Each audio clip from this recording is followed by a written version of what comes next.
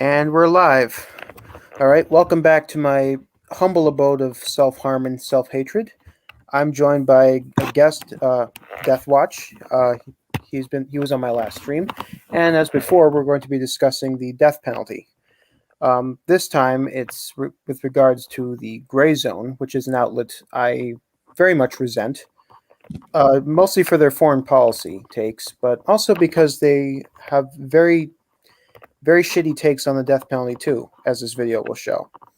And so, Deathwatch, you can do your introduction, and then we'll get right to this cringe fest. Yeah, thanks for having me. So, I cover a lot of death penalty related things, and debunk the typical arguments made by death penalty opponents and all their lies and just basic propaganda that they like to spew out. So I'm sure that I'm gonna be having a fun time watching this. I know that I'm not really in the hot community, but I'm very, very well aware that a large majority of the hot community absolutely despises the Grayzone in general, and in particular Aaron Mate. And I'm sure that you guys are going to despise him even more. I only saw about a minute of the video, and I wanted to kill myself because it was just that awful. So let's just get started. Yep, you can only delay the pain for so long.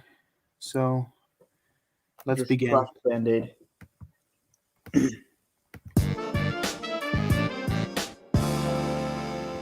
Just another thing, if you want me to stop the video to comment on anything, just let me know. Okay. Welcome to Pushback. I'm Aaron Mate. President Trump is leaving office on a killing spree. The federal government has executed 10 prisoners. That's the most in more than 120 years. And there are still 3 more federal executions slated for before Trump leaves office. Okay.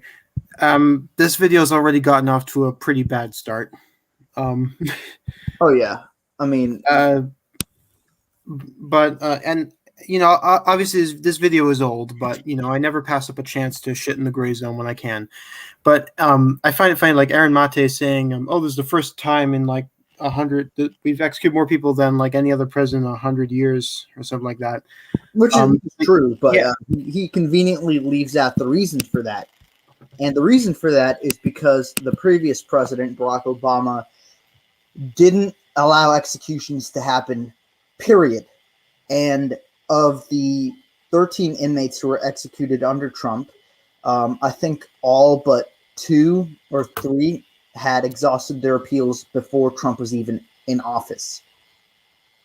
So in other words, those inmates were eligible for execution at least maybe 5, some as many as almost 10 or 15 years before Trump even walked into the White House. So of course, I'm sure he's definitely going to mention that. I mean, he wouldn't lie or anything, right? Oh, Aaron Mate? No, he's well known for being a hard-hitting and very honest journalist, and definitely not a grifter who's probably paid by Russia to spread genocide denial and, anti-American propaganda. All right, so let's continue. Joining me is George Hale. He is a reporter who covers federal executions for NPR. George, welcome to Pushback. Hey, thanks for having me. You are based in Indiana, where these federal executions take place. Just give us a sense of what's been happening, this unprecedented amount of executions, and how you've been covering them. Yeah, sure. So they actually started before I arrived in Indiana in January, or they were planned to start. But there was a sort of last-minute court action, as tends to happen in federal executions, or any executions actually. And they were on hold for a while until finally this summer they started. And a colleague of mine at the station, Adam Pinsker, he was the one who had been set to cover them before. And so when they actually started happening, he ended up being the one to cover them. What we didn't, of course, know is that it was going to be this continuous, spree, like you said in the introduction, like an execution spree that was going to go on for the rest of the year. And so after Adam witnessed 5 people killed in front of his face 5 times in a row. He basically said he couldn't do this anymore. Not at all, but just not, just continuously. Okay, let's pause. We have to discuss what these 5 lovely gentlemen who were executed did. And I'm just going to summarize their crimes. First guy was a neo-Nazi named Daniel Lewis Lee. Lee was convicted of the 1996 murders of Nancy and William Mueller and their daughter Sarah Miller in Arkansas.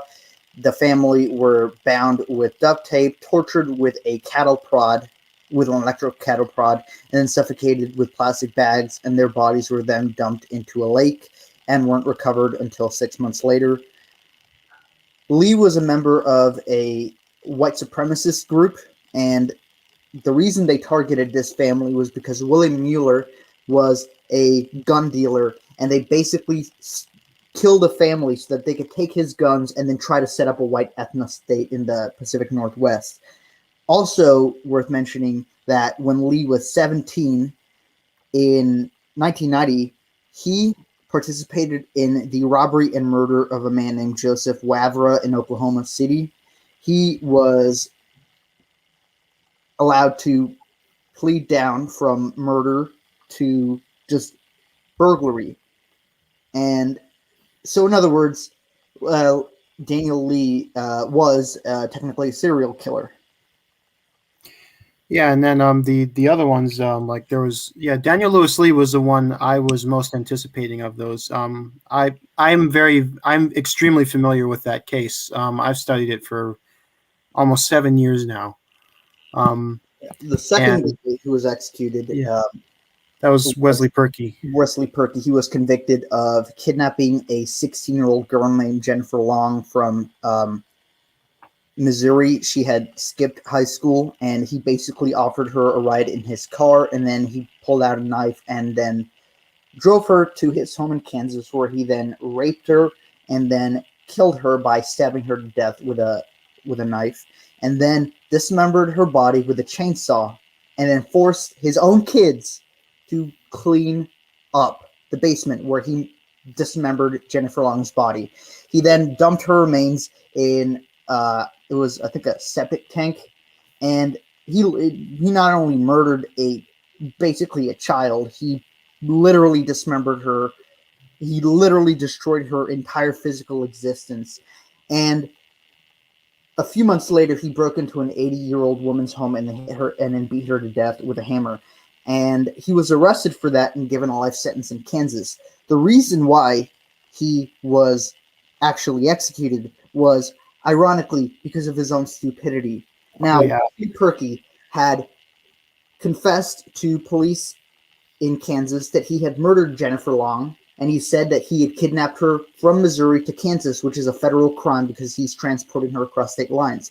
The reason he said that was because he wanted to be held in federal prison, which he believed was more comfortable than state prison. I have never been in prison and don't plan on that, so I cannot verify whether that's true. The irony is that he basically gave the feds information, and they then sought the death penalty. And when he found out that the feds were going to seek the death penalty, Perkey then immediately backtracked and said, I killed her. I murdered her. And I dismembered her. I just didn't drag her across state lines. She just got in the car willingly, and then I kidnapped her while I was already in Kansas. And then I brought her. So he basically just removed every part, only the interstate. Kept digging himself a hole. He literally dug himself into a hole that he couldn't get out of. And interestingly, I actually was in contact with the parents of Jennifer Long on Twitter, and they were extremely happy that the execution was carried out. They actually there was a press conference after the execution of Wesley Perkey, and I followed up with them later, and they said they were thankful that the execution was carried out. The third guy who was executed was Dustin Honkin. He was basically like a Mark Hopkinson on steroids. But you know the case better than I do, so So Honkin was convicted of murdering 5 people in northern Iowa. He ran a meth drug ring, and he was facing federal charges. One of his buddies who was involved in the drug business with him, a guy named Greg Nicholson, was going to testify against Honkin. And a few days before he was going to testify, Nicholson went missing. And also, his girlfriend, Lori Duncan, and her 2 young daughters, Amber and Candace Duncan, also disappeared in July of 1993. And then later that year, another guy who was going to testify against Honkin, a guy named Terry DeJuice, I think that's how you pronounce his last name, disappeared. And because Honkin, his ex-buddies who were going to testify against it, because they went missing, Honkin's charges were dropped. He was then reindicted in 96. His victims' bodies were then unearthed in 2000. Turns out that he and his girlfriend, Angela Johnson, had kidnapped Nicholson and his girlfriend and her kids, and then shot them all to death, and then buried them, I think, in 10-foot deep graves near a farm. And he did basically the same thing to Terry DeJuice. And although Iowa doesn't have the death penalty, since this was a federal drug trafficking case, he got the death penalty in federal court. And he's actually been the only person who's been executed for a federal crime committed in the state without the death penalty. And it's deservedly so, because Honkin was, I think, the most dangerous of the inmates that were executed. Yeah. The crime bosses are always the most dangerous. Like Hopkinson, for instance, and then you have Clarence Allen, and I haven't watched the Grayzone video, but I'm sure that at some point they're going to bring up that, oh, the death penalty is only used on poor people. Do you know how much money you can make by having a meth ring? You can make millions of fucking dollars. So this guy was extremely wealthy. Yeah, I mean, I think I saw that his net worth was somewhere between 3 and 5 million. So yeah, I'm sure that 3 to 5 million is pretty cool. Yeah. The fourth guy that was executed, and I want to talk about the first 5 because he mentioned that the other guy watched the first 5 executions. The fourth guy executed was Lesmond Mitchell. He was a Navajo Native American. He was on the Navajo reservation in Arizona when he and his buddy asked for a ride from a 63-year-old grandmother and her 9-year-old granddaughter. And one day they, showed him and his buddy kindness, and they repaid that by stabbing the grandmother, Alice Slim, to death in front of her granddaughter, Tiffany, and then made Tiffany sit next to her grandmother's body for an hour-long drive into the mountains, where they then beheaded Tiffany Lee and left her body there.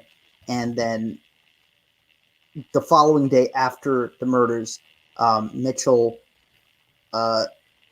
basically robbed Alice Slim's trading post. Now, there was controversy over Mitchell's case because basically under the Major Crimes Act, which was signed in the 1860s, I think, or the 1870s, if certain crimes occur on native reservations, they're going to be prosecuted federally. And those crimes, I think, were murder, rape, robbery, kidnapping. I don't remember the other one. I think there were 5 crimes on that list.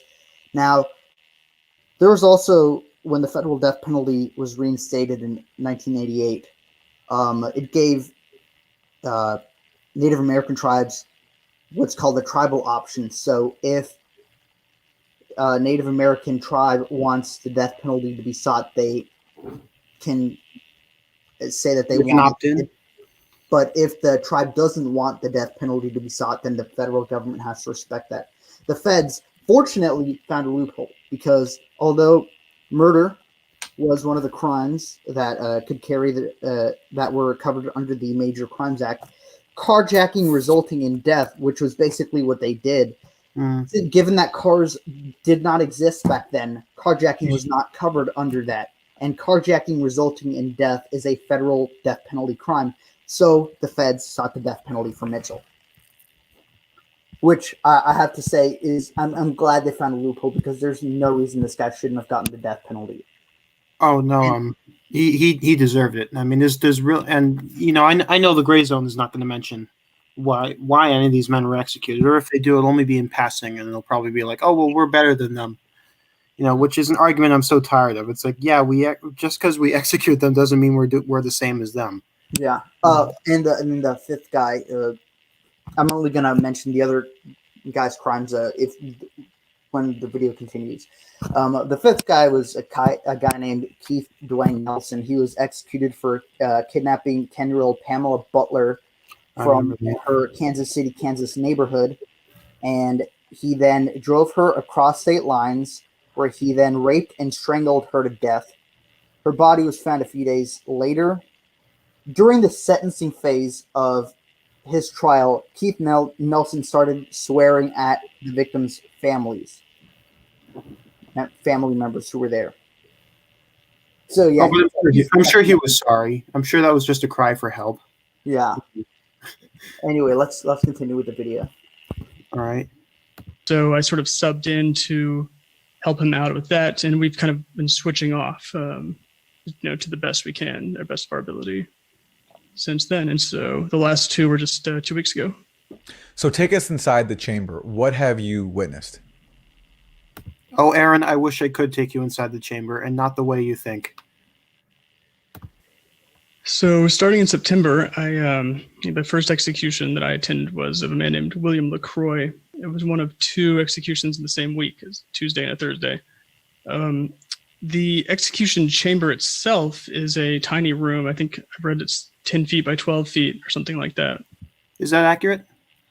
I don't think so. I think it's larger than that. But I mean, that's not the main problem with this segment. But yeah, that's probably the closest to factual that's he's going to be talking about. But William LaCroix was another lovely guy. I'm sure he didn't commit a brutal crime. Oh, wait, what did he do?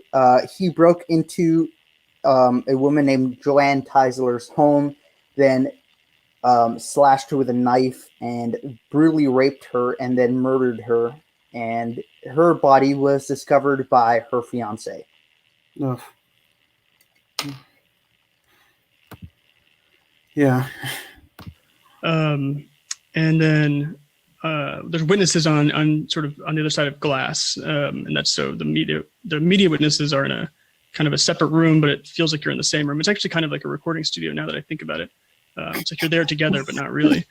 And so in my experience, there's never been more than 6 people, including me, attending these executions. And so, so they bring the media into a specific room, and there's also separate rooms for like the family of the victims, and then the family of the future victim, the person being executed. I have to interject here. I have to. Yeah. I hate these false equivalencies. Future victim. Yeah, no, he's not a victim. William LaCroix was no victim. None of these people were victims. I mean, even if you take the ones who, like, the only one I was really not like, the only one I felt was questionable was Justin Higgs. He was the last one executed, and that was because I don't think he actually killed the victim. I don't think his involvement. He was liable enough. He was definitely liable 100%. But I don't know if that should have gotten the death penalty. But again, I don't feel sorry for him. He was definitely liable. Oh, no, I don't. And he's most certainly not a victim.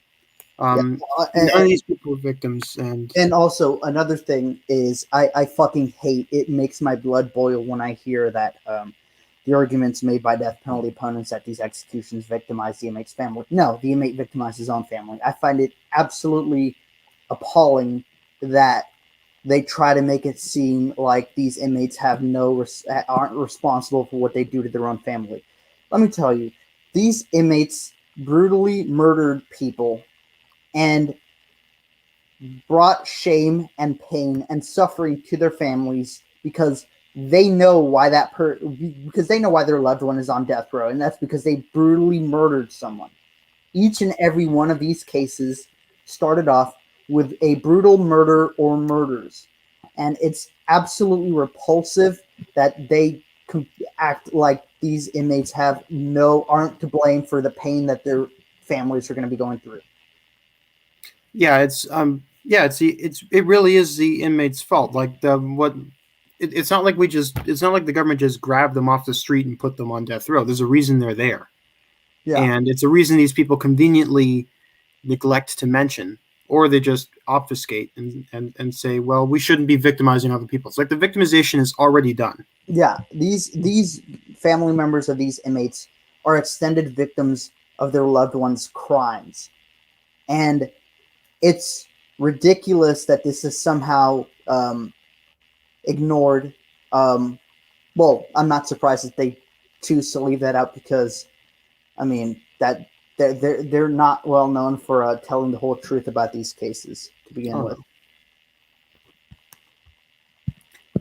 I'm just thinking, we should have found a way to get Bashar al-Assad to execute these inmates, because if we did, Aaron Mate would be, he would be 100% behind those executions. But they can also observe what happens separately, so we're all sort of separated from each other. So the most recent execution was Alfred Bourgeois. You were there? I was, yeah. I need to most discuss what this guy did. He was one of the most repulsive pieces of shit that I've ever heard of. Oh, the worst part of this clip isn't even here yet. I mean, okay, so I've read dozens and dozens of murder cases, and I want to say off the bat, there is no murder case that isn't horrible or atrocious or cruel. Every murder by default is. But the crime that Alfred Bourgeois did is over the fucking top.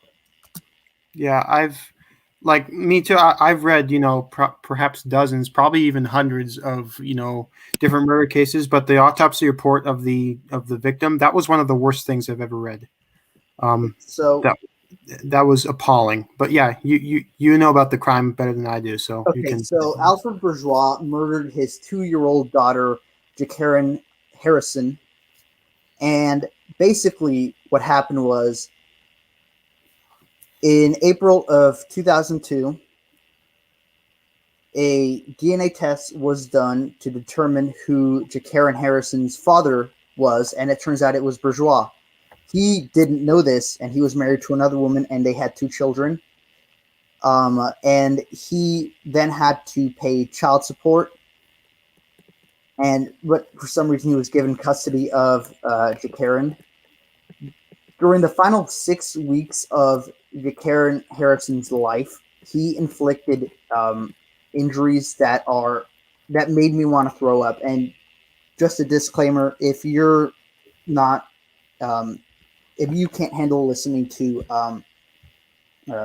descriptions of child abuse, I'm warning you now. Just skip this part. But he beat and I'm reading from the United States versus Bourgeois.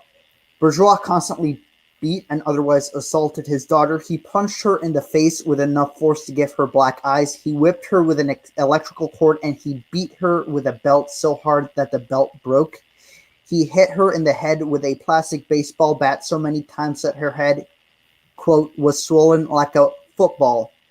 Later, when he was in jail, Bourgeois laughed to a fellow inmate that, quote, the fucking baby's head got as big as a watermelon. There was also evidence that he slammed her against the wall of the bedroom. He burned her with a cigarette lighter. He bit her and pulled her ears. And he attempted to drown her repeatedly. And he actively concealed the evidence of the abuse by making her wear sunglasses and telling people that she had gotten into a terrible car accident to try to explain away why her head was swollen. And there was evidence that he had sexually abused her. Oh yeah, and I mean he abused one of his other daughters as well. Yeah, so the murder itself took place 6 weeks after he'd been given custody of Jakaran Harrison. Bourgeois was a long haul truck driver, and he would sometimes bring his family along on cross country trips. When he was pulling into the Corpus Christi Naval Air Station to deliver a shipment, um, Jakaran Harrison's porta potty tipped over. He then proceeded to spank her on her bare bottom, then grabbed her by her shoulders and slammed the back of her head into the front and side window area around the dashboard of his truck. He basically beat a 2-year-old girl to death because she wasn't properly potty trained. That's basically what happened. And the injuries are demonic. Yeah. She suffered a bruised shoulder, bite marks on her back and arm, scratch marks and injuries to her ears, loop marks on her body consistent with an electrical cord. She had 25 or 26 whip marks, 78 healed scars, 73 to 105 nonspecific contusions, 8 pattern contusions, 9 or 10 abrasions and excoriations, 7 to 9 healing ulcerations, and 3 lacerations. The medical examiner concluded that she had been chronically abused and battered, and determined that the ultimate cause of death was an impact to the head, resulting in a devastating brain injury. Jakaran Harrison died the day afterwards in her mother's arms in hospital. Yeah, and so I mean, if there's any case that calls for the death penalty, it would be this one.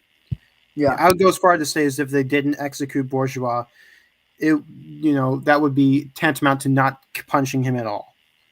I mean, if any of you who are listening have kids and your kid ever asks you if monsters are real, monsters, they act like Alfred Bourgeois did.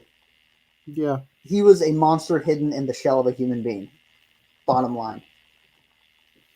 Yeah, and you haven't even seen their worst take on Bourgeois yet. Be prepared to lose brain cells because I'm pretty sure I did. To get severe high blood pressure. Yeah. And take us through that. So Alfred Bourgeois' execution is actually really interesting. I was saying this privately to someone else, but I don't have a problem saying it publicly either. It's probably the worst thing I've ever seen in my life. Are you fucking kidding me? You got to be fucking kidding me. You have to be fucking shitting me. That was one of his execution. This is a bukkake of absolute bullshit coming from George Hale. Like, what the fuck? Are you kidding me? Yeah. That this guy read the fucking autopsy reports from Jakaran Harrison's murder. No, that execution, that was one of the ones I'd anticipated the most. Not just of the feds, but of any that I've covered. And I've covered quite a few. Yeah. This one was, I was really anticipating this, not because I'm a sadist or anything. I'm tired of that straw man too. This guy was, I'll just say it, lethal injection was too good for him. I know we live in cases of childhood abuse. I mean, child abuse under any circumstances is awful. This is over the fucking top. I have never seen something this brutal inflicted on a child. Yeah, and this schmuck says, "Oh, it's the worst thing I ever saw." It's like, yeah, you didn't have to look at those autopsy photos. The jury did. They needed to get counseling after seeing those images and hearing those descriptions. This guy Bourgeois, he could have drowned in his own blood for like 2 hours, and it wouldn't even come close to the amount of suffering that he inflicted on his daughter. Also, another thing, he somehow forgets that he chose to witness this execution. Yeah. So yeah, he kind of signed up. He signed up for this period.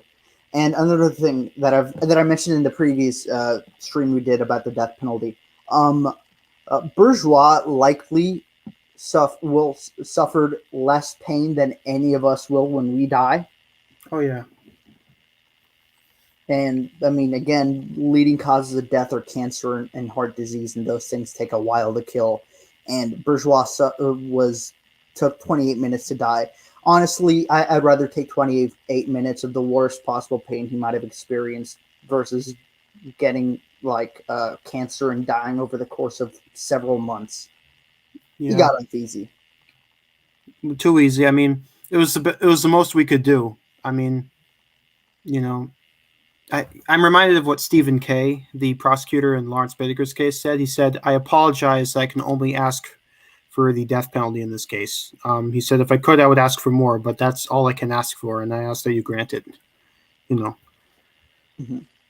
So yeah, this guy, I want to say it was either 26 or 28 minutes to die, with nearly twice as long as it took the person that was executed actually the night before to die, with the exact same chemicals, presumably. It was the exact same chemicals. I mean, yeah. Just want to put that out. Pentobarbital was a drug that was used. Other states like Texas and Georgia use that drug. Pentobarbital is the same kind of drug that's given either for surgery or even for assisted suicide. In fact, the dosage used for assisted suicide is pretty much the same dosage. Assisted suicide is usually about 5 grams. That's exactly the same amount the feds used. So, just to clarify, that's the same drug used in assisted suicides. So, I would say if assisted suicides are relatively peaceful ways to die, I would assume that was the same with Bourgeois. Yeah. Also, I think he was probably. I don't know. Do they have like a set time when they check the inmate, or do they do they say after a certain time period you check, or it really depends on the inmate because some inmates die very quickly. Bourgeois' execution was, I think, the second longest in terms of time from injection to death. The shortest execution was Keith Nelson's. He had 5 grams of pentobarbital, and that took, I think, 9 minutes. And Dustin Hunkin was about 30 minutes. So it really depends on the inmate's body and how long it takes for the inmate's body to shut down. Another thing that some inmates will do is they try to fight the effects of the drugs and try to stay awake for as long as possible. So it really depends on the inmate. But as far as when they actually check, I don't know. As far as I know, the feds had the inmates hooked up to an EKG so that they could track any heart rate. So I think that would be the best way I would be able to answer that question. There are a few other reasons why I found it really disturbing. His body made these extremely unusual movements or contractions, heaving. Yeah, that's a side effect of pentobarbital. I mean, yeah, I mean involuntary movement, and they didn't use a muscle relaxant, so of course you're going to get involuntary movement. Yeah, I mean, let me actually.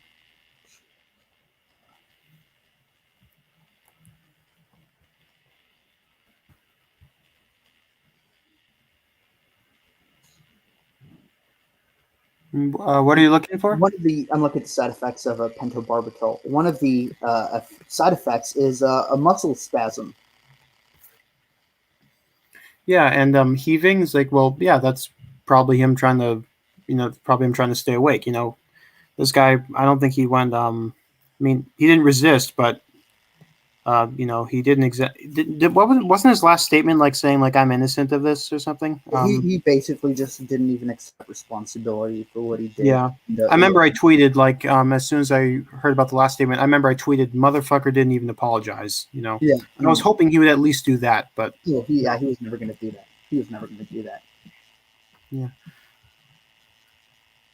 His body made these extremely unusual movements or contractions, heaving. Me and the AP reporter actually kind of go back and forth on who's using the right word. Is it contracting or heaving? We're trying to sort of invent a language to describe a completely unnatural phenomenon, which is the body's reaction to these. Yeah, the completely unnatural phenomenon of death.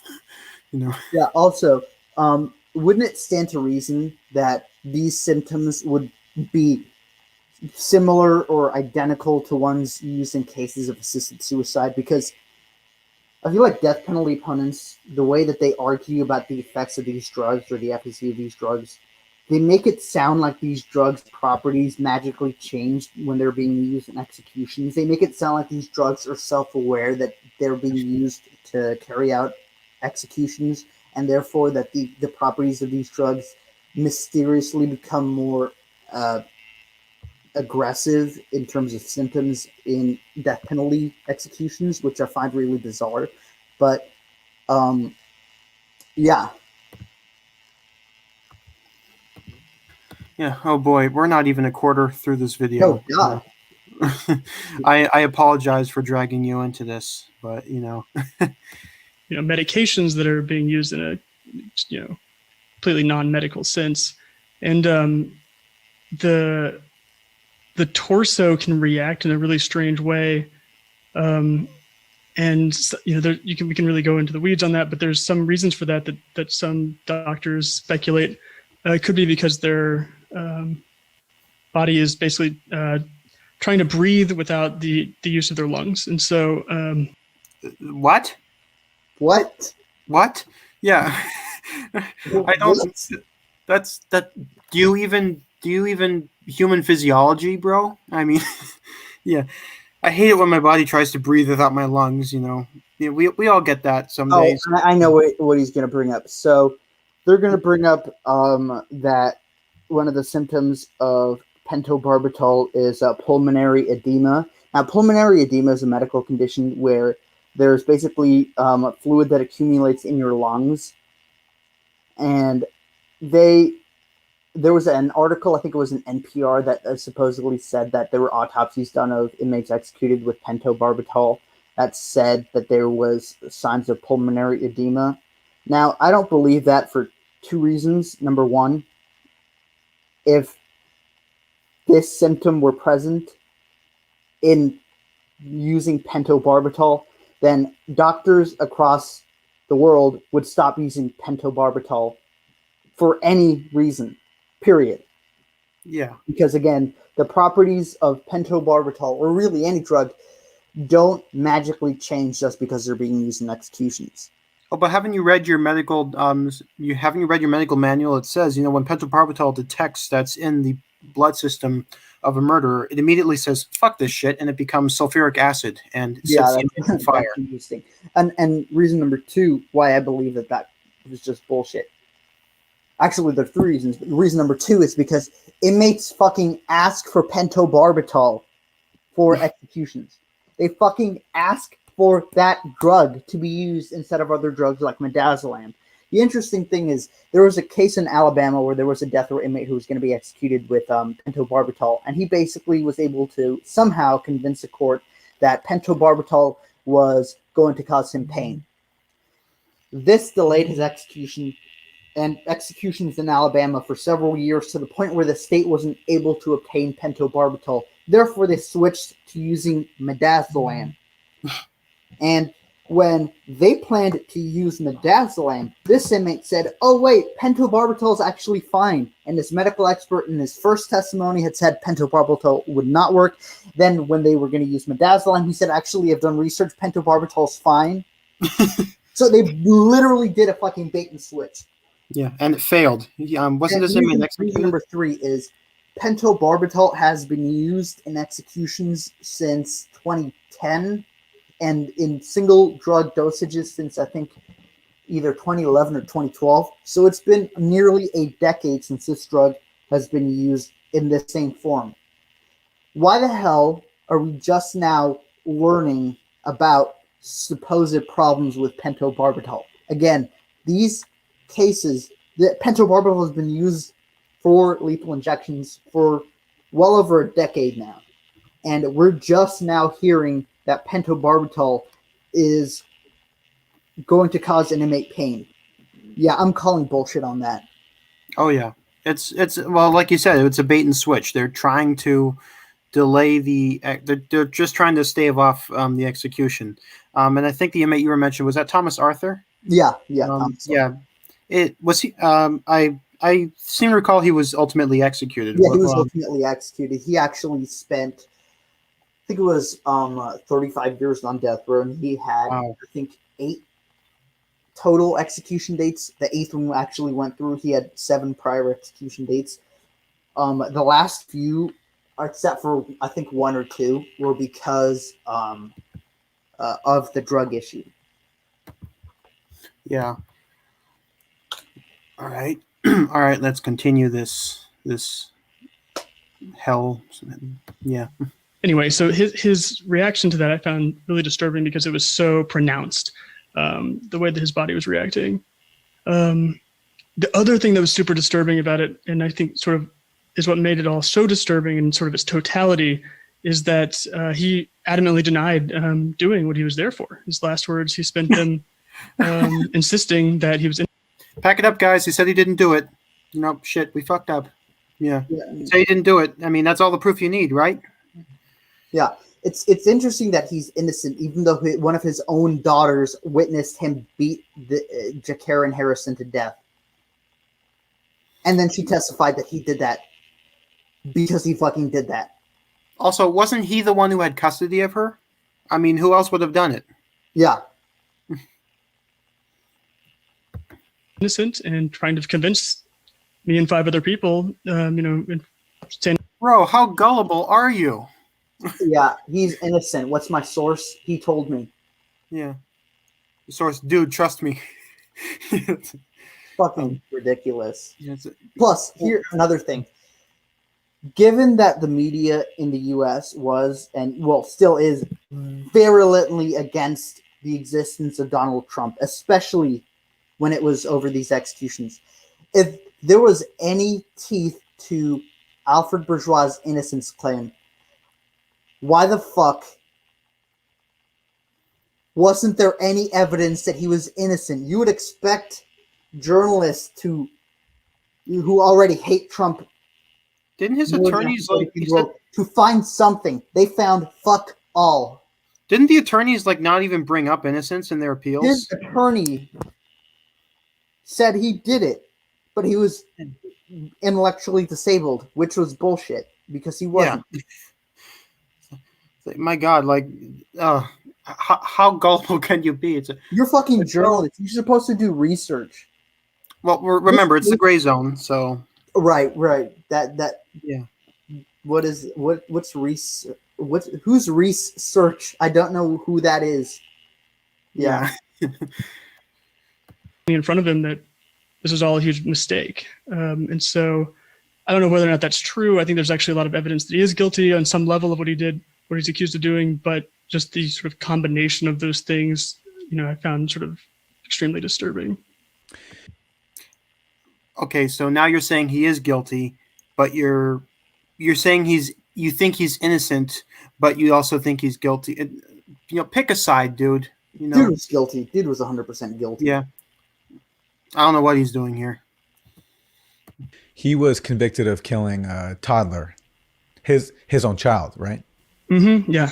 It's interesting. It's not as simple as maybe the way that the prosecutors alleged, although I know the least about his case probably compared to any of the other ones I've witnessed, unfortunately. And shut the fuck up about it, dude. Yeah. The journalist doesn't know what he's talking about. Where have I seen that before? Really. I do know that there's been a lot of question marks about some allegations that he had sexually assaulted his daughter. Wow! He said, sexually assaulted his daughter. That makes everything okay. Yeah, he murdered his own child, but at least he didn't sexually assault her. That makes him such a good person. What an absolute piece of shit thing to say. Really? Yeah, that makes the murder less horrific just because he didn't sexually abuse her to death. Yeah, he might have whipped her, bitten her, slammed her head into a dashboard, and then laughed about how her head was swollen like a watermelon. Yeah, no, at least he didn't rape her. What an absolute scumbag. Yeah, I remember Robert Dunham tweeted that. That tweet is honestly one of the most repulsive and vile things I've ever seen tweeted. That tweet should be arrested for public indecency. That tweet should be put in the stockade. Not only that, it should be hanged and then gibbeted. That's how bad that tweet was. It's like, this isn't I don't even know what to call this. it's not it's nothing. That's really what this If you call this journalism, I swear to Allah, I will shoot myself right here. That's yeah. This isn't even like murder apologism. This is like just denial. I mean, obviously that would matter a lot, if that were true, because that's something that, people have kind of a visceral reaction to that sort of thing. really. Oh yeah, so they don't have any your visceral own reaction. daughter to death isn't going to cause a visceral reaction. Anyone who's listening, who is interested, look up hashtag Alfred Bourgeois on Twitter. I promise you, the top tweets there are going to be people saying what an absolute piece of shit he was. Even I'm some 100% sure that none of those people's views would have changed if it turns out he didn't actually sexually assault his daughter. And I'm pretty sure he did. I mean, if he sexually assaulted the other one, Apparently he had sexually abused his other daughters. He had apparently made out with one of them, which was absolutely fucking disgusting. Yeah, that daughter was 7. The other one, and she was the one who actually witnessed the murder happen. Yeah, I'm at a loss for words. This George Hale can eat shit. Honestly, that what an absolutely awful thing to say. That well, it turns out he didn't sexually assault her. Why does that fucking matter? Yeah, that doesn't take away the fact that he inflicted well over 300 injuries to Jacaren Harrison's body, and the fact she's fucking dead. I mean, and that he laughed about it. Yeah, and refused to accept responsibility. It doesn't make a fucking difference. Yeah. Oh God, let's see. Where are we? Well, we're a little past a quarter, I think, of the way. Oh dear. I mean, I know it's only going to get worse from here. I've seen Aaron Mate's videos before. I'm sorry. Yeah. You can imagine a jury more likely to sentence someone to death if they thought that, not only did he murder his daughter, but he raped her too. And that was one of the things he really adamantly denied. He said, "I never molested anyone in my life." 1, that's bullshit. 2, who gives a fuck? I would have sentenced him to death. Anyway. Would beg to differ. He also sexually abused his other prior wives. Oh yeah, and yeah. Also, I if I was on a jury, I would have sentenced him to death, even if he hadn't raped the daughter. Like even if he hadn't abused her before, and he just picked her up and slammed her against his dashboard and killed her. If there was no abuse before that, I still would have given him the death penalty. Yeah, it's still the method of what happened before the murder is, I mean, it's bad, but that's not what's punishable by death.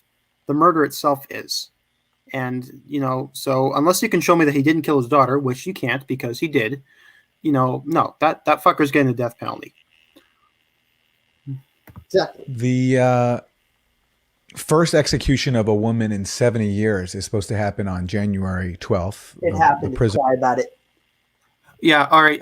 So yeah, this is a Lisa Montgomery case. So yeah, you can explain that. Yeah, I'm very familiar with this case. Lisa Montgomery was convicted of murdering a pregnant woman named Bobby Stinnett in Skidmore, Missouri.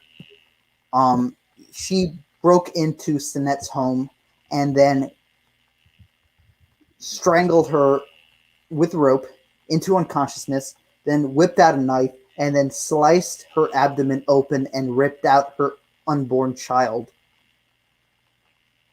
And the crime scene photos are absolutely ghastly. And I've seen plenty of them, and they're just gruesome. She was alive. Bobby Stinnett was alive when that incision was made by Lisa Montgomery into her abdomen. And we know that if you were to look up the crime scene photos, and if you don't have a strong stomach, I highly recommend you don't do that. But she was barefoot, and there was blood on the soles of Bobby Stinnett's feet, which indicated that she tried to stand up. And Bobby Stinnett's body was found by her own mother. Yeah. She was literally dissected alive. That's really... Pretty much. Yeah, and I already know what they're going to bring up about Montgomery. I haven't seen this part of the video, but I'm positive they're going to bring it up. They're going to bring up her past history of sexual abuse. Actually, I think I'll withhold on discussing that. I just want to see if they bring it up, so then we can just have a transition to it. Is Lisa Montgomery. Her case is really horrific. The crime itself, convicted of killing a pregnant woman and cutting out the baby. She herself has a horrific history of personal abuse from a very young age. Talk to us about that case and what it's, how it's impacted the conversation around the death penalty. Yeah, so right. So if I knew the least about Alfred Bourgeois' case, I think I know the most about Lisa Montgomery's. I highly doubt that, but I'll hear you out. We've, not just me, but other people from our station have spent, I guess, months at this point, interviewing people. I've been to actually the crime scene. I've been to that house where it happened. I've been inside in the room, even where it happened. The courtroom. I've interviewed the prosecutor, the sheriff who recovered her baby. Sort of every angle of that story. And it is a really unique situation, I think, beyond the fact that she's a woman, although I do think that that's something that we should also be talking about. It shouldn't fucking matter. It shouldn't fucking matter. Is he Gender trying to... doesn't fucking matter. She was a murdering piece of shit.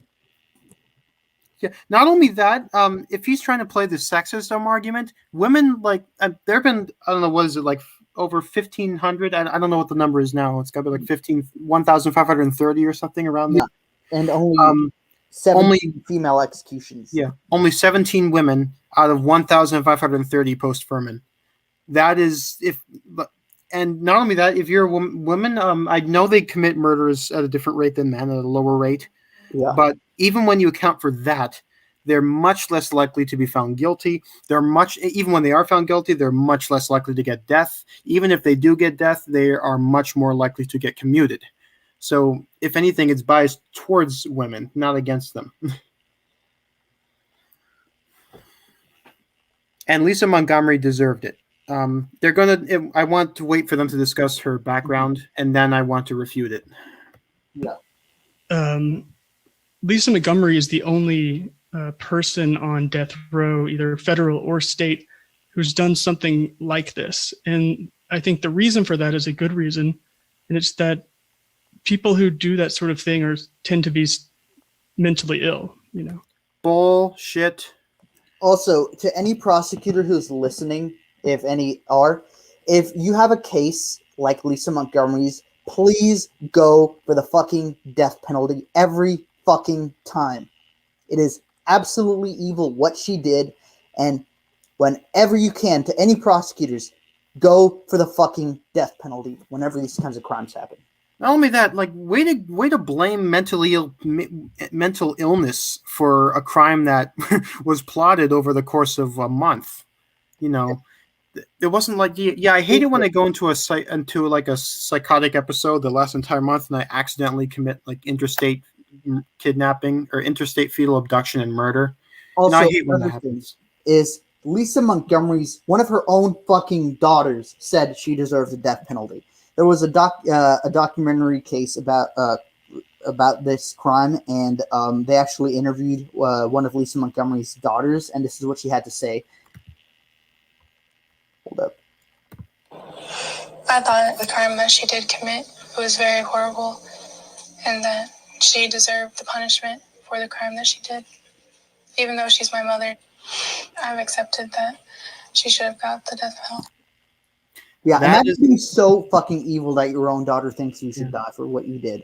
Not only that must have been hard for the daughter, but I'm glad, like she's saying, like, I'm not blind. Recognizes that this crime, it just was off the charts in brutality. Yeah.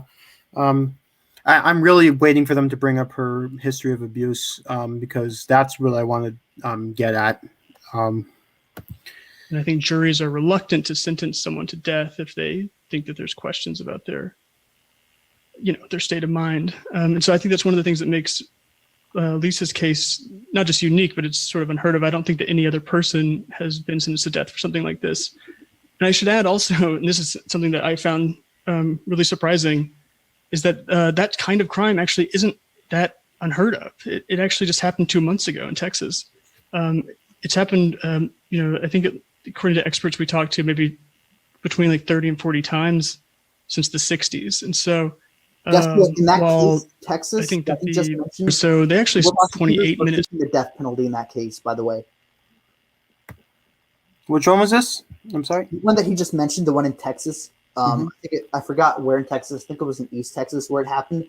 The prosecutor in that case is seeking the death penalty, and good for that prosecutor. Oh, good, and I hope they get it because that's a case where that absolutely calls for it. He said, "I never molested anyone in my life." Oh, whoops! I rewound a bit too far. About that case and what it. Crimes. I've been to that house where it happened. Lisa Montgomery is the only. Sorry, I rewound. The things that makes Lisa's case. I think we were right about here. I should add also, and this is something that I found really surprising, is that that kind of crime actually isn't that unheard of. It actually just happened 2 months ago in Texas. It's happened, I think according to experts we talked to, maybe between like 30 and 40 times since the 60s. And so while I think that the prosecutors obviously played up how extreme and unusual this was, it's actually not, as horrific and horrible as it is, it's not necessarily this uniquely sort of evil act. What is that? Okay, does that make it any less deserving of death? I mean, also, when he says it's not that unheard of, about 40 times since 1960. Let me see how many murders have occurred in the U.S. since then.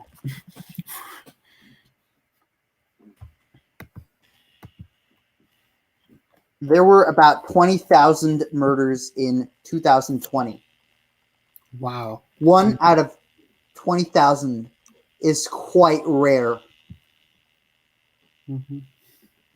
So yeah, I'm estimating there are probably millions. And There's been thousands of murders since the 60s in the U.S. 40, yeah. Nothing. Yeah, it's nothing. So no, and even if it was common, like let's say every murder involved that, it doesn't make it any less deserving of the death penalty. Exactly. So I don't know what he's trying to play here. Maybe trying to downplay the significance, but I honestly don't know. That makes sense. As Trump has presided over this rush to execute people. Okay, no. He did the meme. He did the fucking meme. He did the meme. Oh, no. To execute these inmates, that these inmates have been out of appeals in some cases for as many as 14 years. What a rush. What a fucking rush. All of these inmates spent at least a decade on death row. What a rush. Yeah, I don't think there was a single one that's... Was there... I don't think there was a single one there that spent less than 10 years on death row. Yeah. Lisa Montgomery, out of these inmates, she spent, I think, 13 and a half years on death row. That's the shortest. And who was the longest? Was it Higgs? No, it was Corey Johnson. Oh, yeah. He was on death row for, I think, almost 28 years. Wow. So he must have been around like when the first batch were sentenced. Yeah, he was one of the... I think he was one of the top first 5. Yeah, rush to execute. It's like, oh, bitch, you want to rush to execute? I'll show you a rush to execute. That's one of the problems I find with our death penalty. If you're calling an average of 16 years from sentence to execution, if you're calling that a rush, you have absolutely no fucking perception of time. No. If that's a rush, that's a really shitty rush. Yeah, that's... It's meant that this year, the federal government has killed more people than all the states combined, which I believe is the first time ever. And I'm sure COVID had absolutely nothing to do with that. Yeah, it's a fucking mystery. Yeah. that has happened. How have they also loosened the restrictions and even the killing methods to expedite this process? Can you... Hold on. Okay, so it looks like they moved on from Montgomery, but I still want to address what they brought up. You heard, like, he brought up, he said she has a long history of of sexual abuse, when she which is absolutely horrible. Absolutely no one Absolutely no one deserves the type of childhood Lisa Montgomery had. I'm not going to go into too much detail, but she was very, very badly sexually abused. Absolutely no one deserves that type of childhood, and anyone who's been through that should get the help they need. That being said, she isn't on death row because she was abused as a child. She's on death row because she murdered a pregnant woman. No amount of childhood trauma, no amount of victimization will made her any less deserving of the death penalty. She deserved it. Yeah, Just I wrote. the same. Yeah, I wrote an article about that. Basically said, um, I said, and I quote, I cannot imagine what Lisa Montgomery went through as a child. I never had to endure what she did. But one thing I do know is that countless other victims of abuse, the same kind of abuse that Lisa Montgomery endured, never went on to commit murder and fetal abduction. These abuse victims went on to lead happy and successful lives and worked to make the world a better place rather than victimize others. In the end, Lisa Montgomery had every opportunity to not commit murder. For all that she had lost in life, Montgomery retained the option to not continue the cycle of pain and abuse that had defined her existence. Rather than seize that opportunity, she squandered it. And for that, she had to pay. Yeah.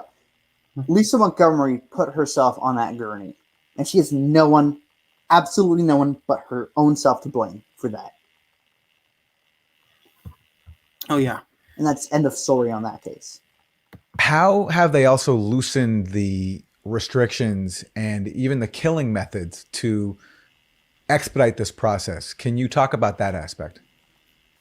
Yeah, sure. Yes, it's so unusual for obviously the federal government, which usually executes less than what one state, one death penalty state would.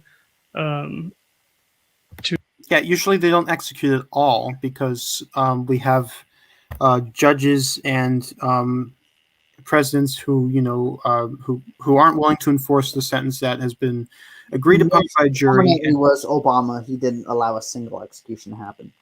Yeah, and I doubt Biden will allow one. Yeah, this wouldn't have happened if Obama had followed the damn law and allowed these executions to go forward. I think under Obama's term, I think the Fed set one date for a volunteer, but it didn't go through. Yeah, and they didn't even try to resolve the litigation about the lethal injection drugs. They had to wait over a decade for that to be fixed, and that was only through Barr who did that. To execute more people than all of the states combined, it's sort of an unthinkable. They executed 13 people. I mean, and the other states, murderers who were collectively responsible for at least 36 murders. Yeah.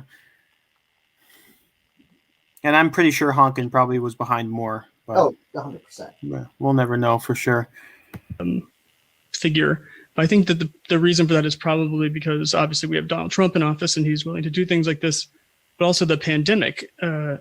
These states that execute people, they know that they can just go back to executing people when there's a vaccine, or when we have maybe some kind of better system for keeping people You're on the cusp safe of in self-awareness. large gatherings and small rooms.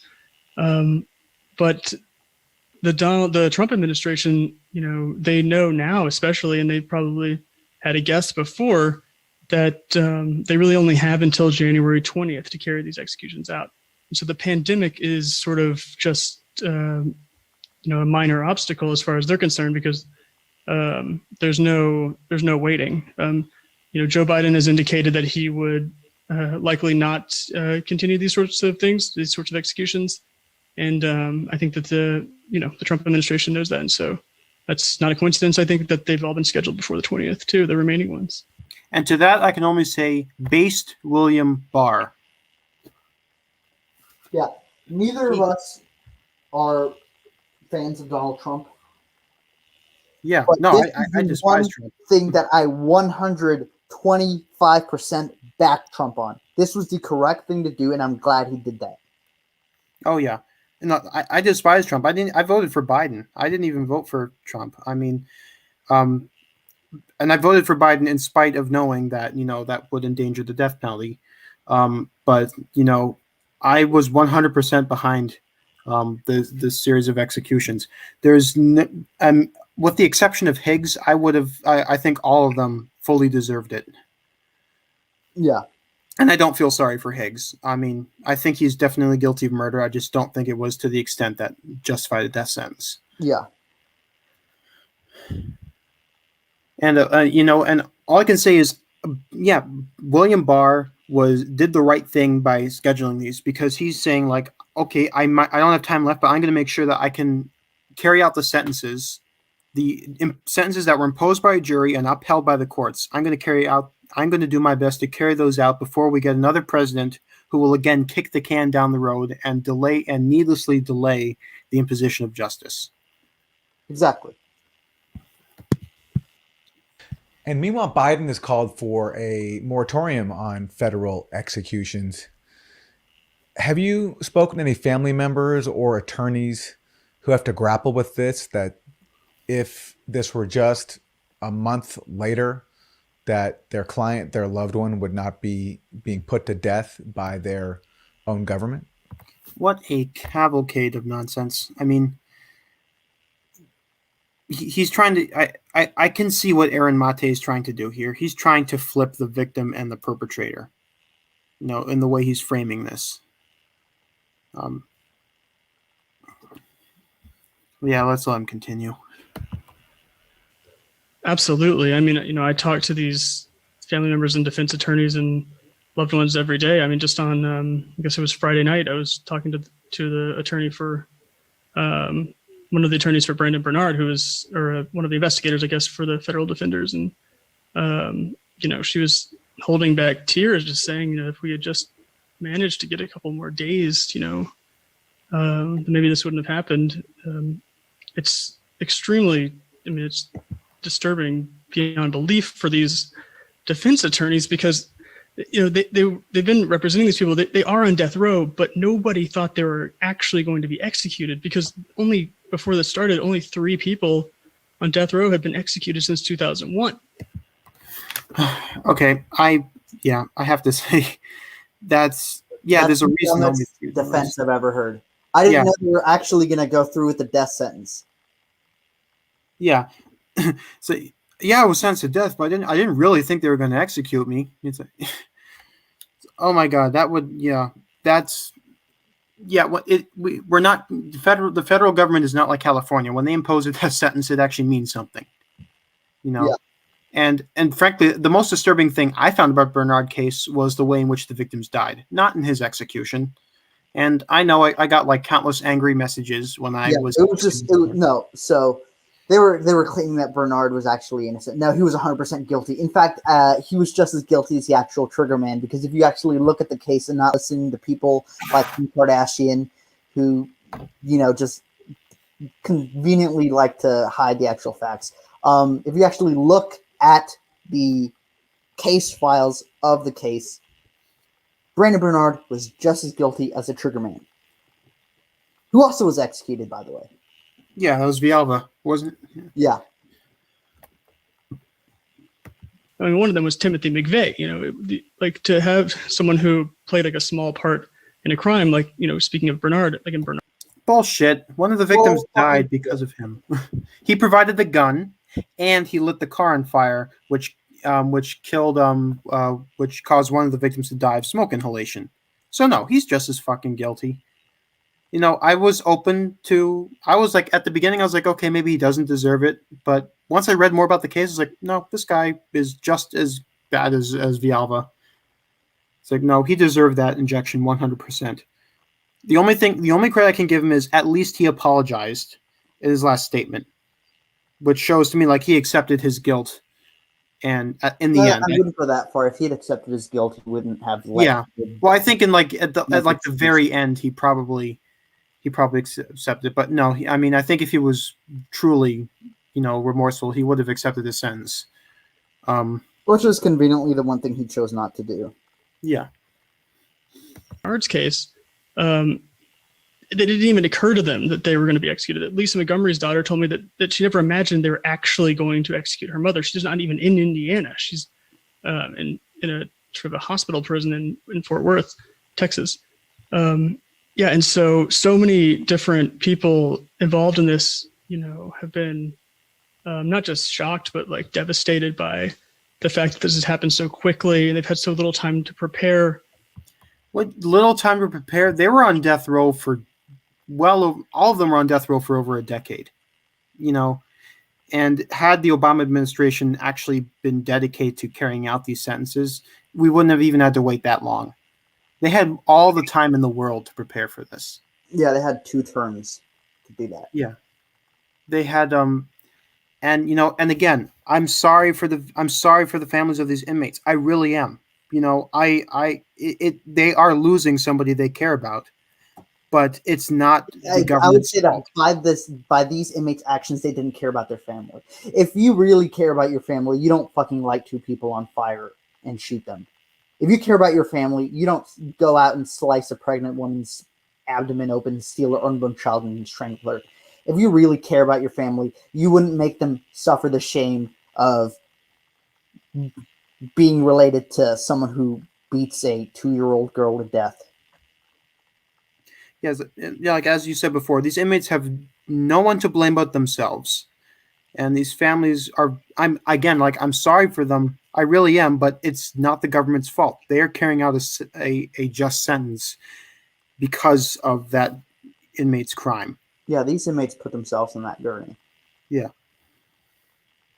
And then they've also had such little interest in most of the cases too, and that's, I think, another really important aspect of this.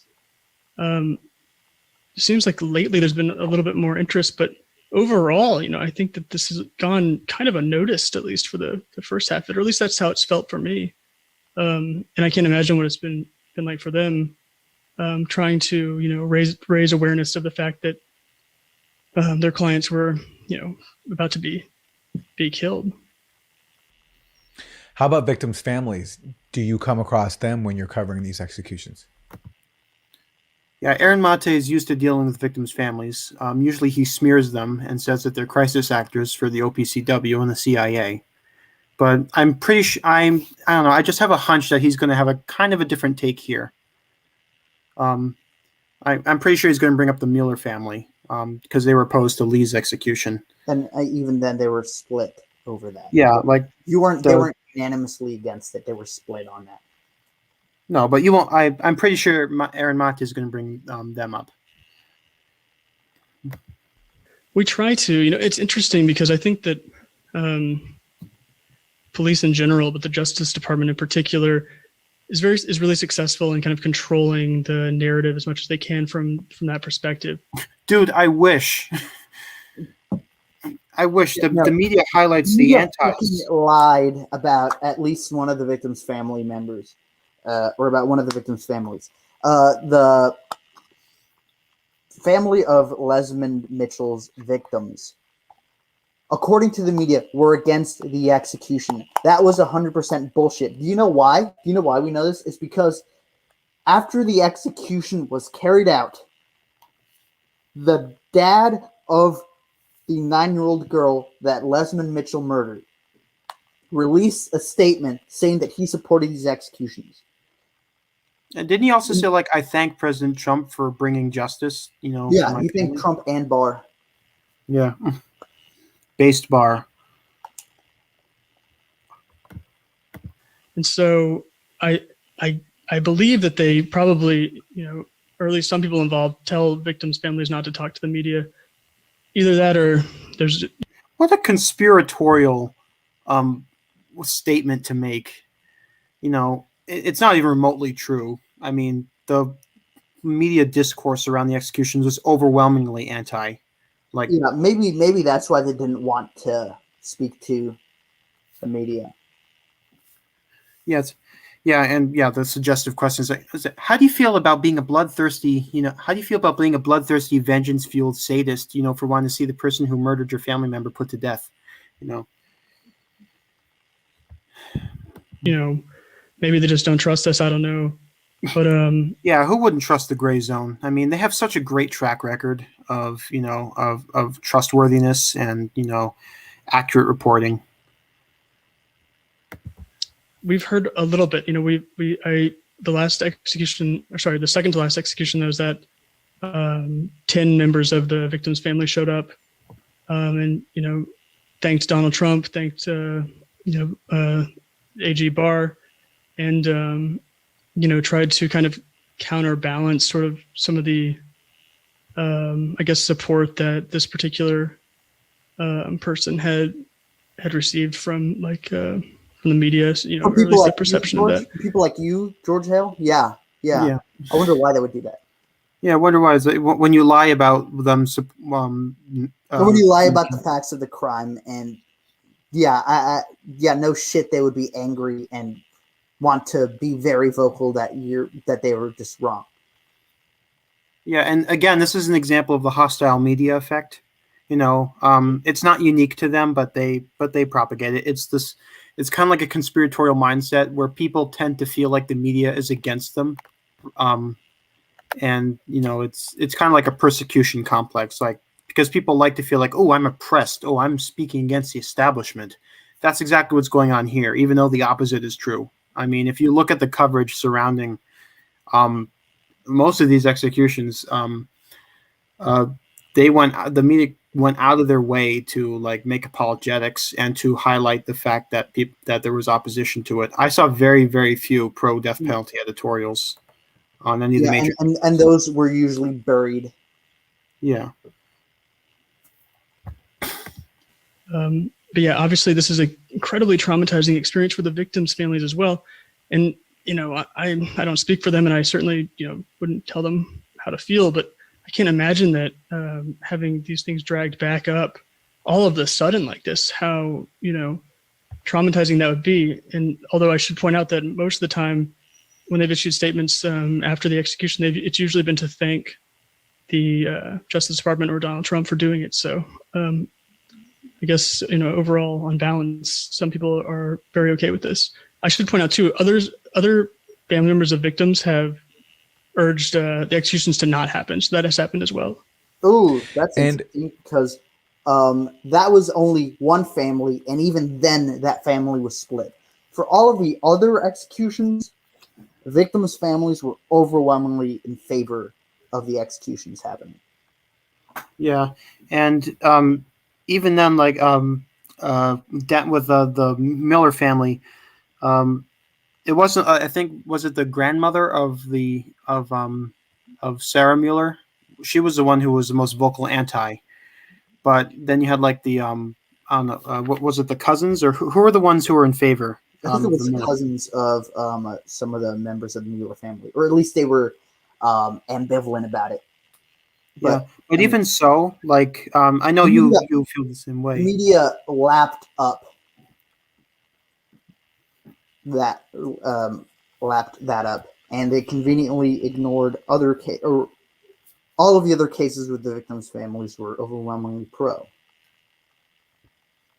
Yeah, but not only that, like let's just assume, for the sake of argument, that every single victim's family was against the execution. That would not have altered my perception on it. Consequences shouldn't be softened just because the victims' families are against that. That's not what a justice system does, and it's not what a justice system should do. Of course, the feelings of victims are important. After all, they're the ones who were wronged. But in terms of ultimately going to impose a certain sentence, they should have no role in that. Because again, they were the most affected. The facts of the case should dictate what punishment there is. Yeah, I would have sought the death penalty for Lee, regardless of whether or not the victim's family supported it. Because what he did deserved it. I mean, it's really that simple. And I find it funny the antis say like, oh, the death penalty is based on revenge. It's like, if it was, then we would take the victim's family's wishes into account. When we would decide like Saudi Arabia or Iran, where they have blood money. Yeah. Yeah, or then like in Iran, they have a law where the victim's family can actually execute the perpetrator. Yeah, we don't do that, and we shouldn't do that.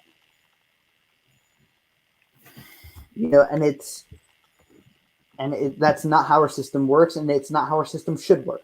Yeah, it's we remove. I think our system removes the victim from the perpetrator. Yeah. I mean, the people who are on the jury don't know the victim, don't know the perpetrator, don't know the perpetrator's family, don't know the victim's families. Neither do the prosecutors, neither do any of the judges, neither do the Bureau of Prisons, neither does Trump, neither does the Attorney General. If the death penalty is supposed to be revenge, that argument falls fucking hard. Revenge is personal. These executions weren't personal. They weren't for personal reasons. The attorneys, U.S. attorneys who decided to seek the death penalty, they didn't do this for any type of personal gain. They did that as a form of enforcing consequences. Yeah, and that's why I support the death penalty, because it enforces consequences. And it also prevents convicted murder from killing again. A few weeks ago, it was reported that, and we talked about this a bit earlier, but among the loosening guidelines that Trump was trying to implement would be to allow for electrocution and even firing squads. Has that been implemented as an official policy? Yeah, it's hard to follow the logic of what they're doing there. I'm not sure that I personally get it enough to really explain it here. Okay, well, I do. You see, people like you are trying to convince drug manufacturers to stop selling lethal injection drugs to prisons, and as a result, they want to carry out these sentences, so they're going to have to find alternative methods. I personally don't think the firing squad should be used. I think that they should stick to methods they already have. And I think Utah is the only state that actually has a chamber equipped to carry out the firing squad. But if they're going to complain about the government seeking alternative methods, they should take a good long look in the mirror. Yeah, exactly. Now, of course, if Aaron Mate looks in the mirror, he won't see a reflection, but maybe George Hale will. My understanding is that this is unlikely to have an effect on any of the upcoming executions. All of the ones that are scheduled right now, the government has indicated that it does plan to use lethal injection. One case, it hasn't actually indicated which method it plans to use. I'm assuming they're referring to Higgs or Johnson. Yeah. And all of these executions were carried out by injection. Yeah. Johnson had the choice of picking the electric chair because he was convicted in which no longer exists because he was convicted in a void that exists between North Carolina and Maryland, and that void allowed the electric chair, but he didn't pick it, so he died by injection. But it certainly hasn't suggested that it's going to use a different method. And I also have no idea how, a gas chamber, for example, could be constructed that quickly. Yeah, they wouldn't do that. They would use a gas chamber they would probably designate a chamber, that already exists, like in Arizona or, come on, what other states? Missouri's is out of commission. California, even though. Yeah.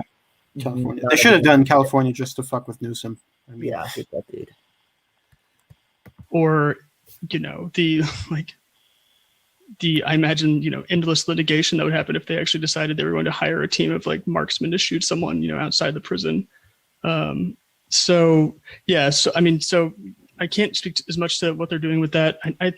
The best I've heard from other sort of legal experts and other lawyers is that they're probably checking a bunch of boxes for it's legal technicalities, I think possibly related to states that don't execute people anymore because they're supposed to follow state guidelines when they execute people here. And so, each state varies from the next, sometimes major.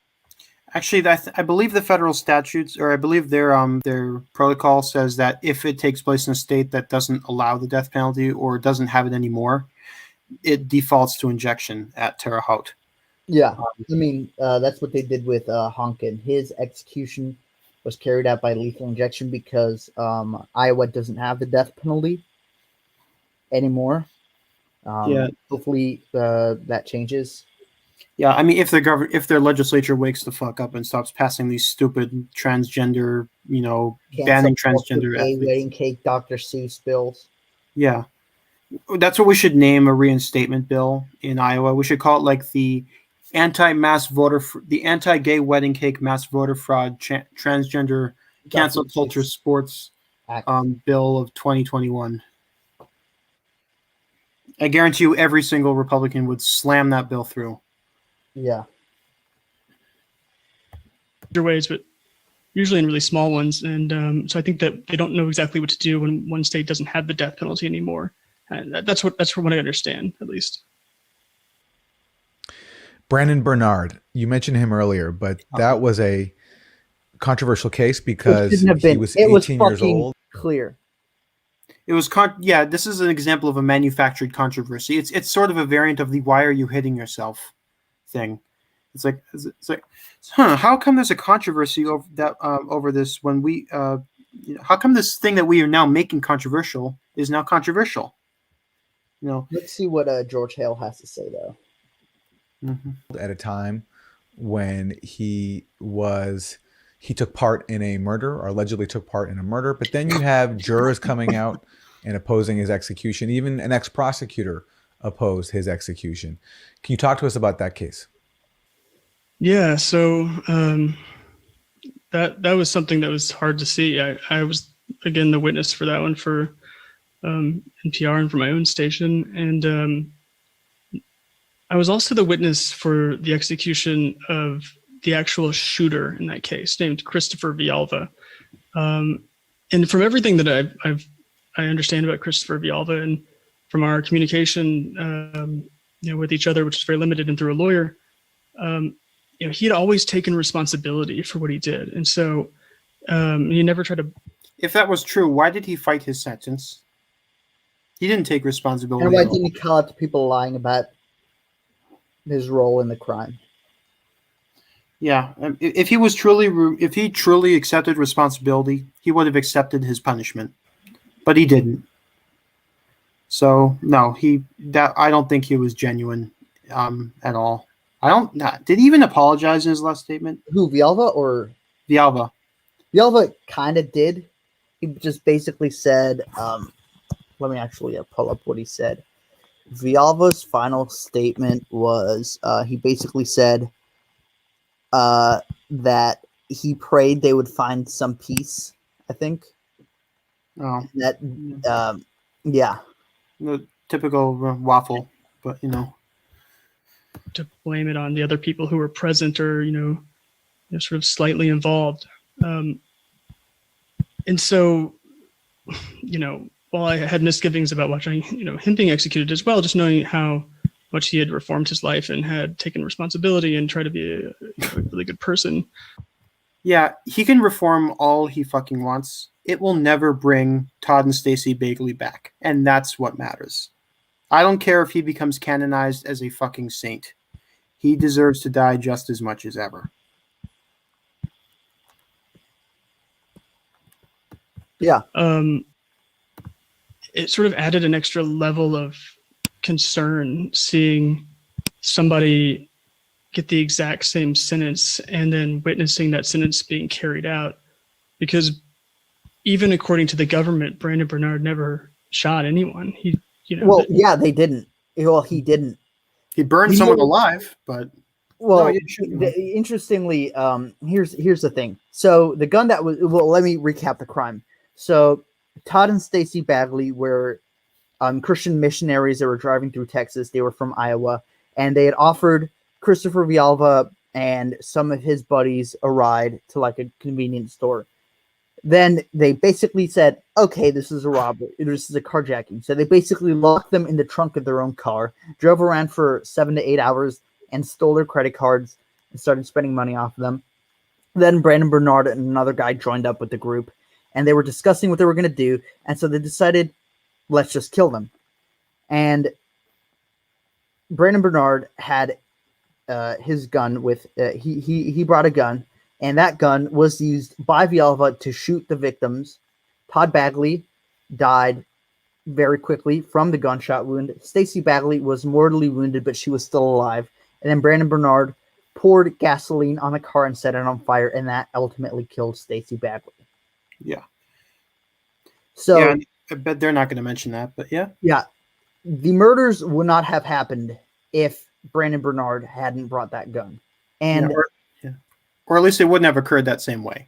But yeah, the fact that Bernard gave the gun over to Villalba, who then used to shoot the victims, that basically sealed their fate. And there was no way that Bernard wouldn't have been able to guess that the murders would have happened.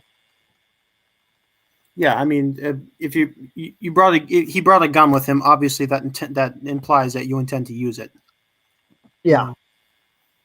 Especially if you're already committing a felony. There's not even really any evidence that he knew that Christopher Villalba was going to shoot anyone. Bullshit. He gave him the fucking gun. Yeah, what do you think he was going to use the gun for, huh? Fucking juggle it? Are you fucking kidding me? He's going to use it to blow bubbles. That's it. What a fucking moron. Yeah. Or he was going to use the muzzle flash to light cigarettes, He was just driving the car. He was pretty sure it was one of the juveniles that was driving the car, but I don't know. I'm not that familiar with the case, but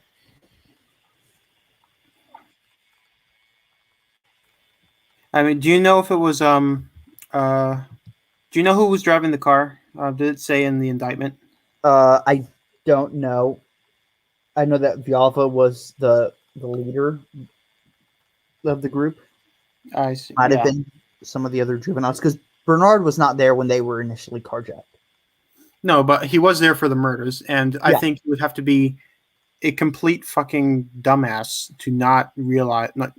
Not even that. I mean, the most stupid person on the planet would have known, like, this could potentially end in murder if they're bringing a gun with them to a carjacking and robbery. I mean, yeah.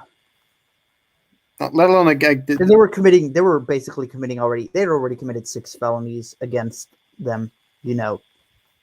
Kidnapping, carjacking, robbery of Todd Bagley, kidnapping, carjacking, robbery of Stacey Bagley. They'd already driving the car, mom's car. I think it's more than that. He lit the car. He lit the car of the victims on fire. So after Christopher Villalba shot them both in the trunk of the car, according to, from what I understand, according to the witnesses there, without any warning to anyone that he was going to do this. In fact, I believe he was actually wearing a mask before he did it. So, to indicate that, or at least the others would have assumed that he was wearing the mask because those people were going to be let go. But for whatever, that's a bit of a stretch. I mean, it could also be, there could be eyewitnesses, or because they were already involved in a crime and they just didn't take the mask off. That's a bit of a stretch to say, oh, well, he's wearing a mask, so obviously he didn't mean to kill anyone. That's a very lame excuse. Reason he decided to shoot them. It depends on who you ask, and it depends on, which version you're hearing. But, from what I understand is that Christopher Villalba told Brandon Bernard to set the car on fire after he had shot both of these people in the head. And, from his perspective, Brandon Bernard's perspective, as an 18-year-old, very low-ranking member of this gang, if we're going to call it a gang, his involvement was very minimal and probably akin to destroying evidence or something like that. Except he didn't just destroy evidence. He destroyed Stacey Bagley's pulse. Yeah. Period.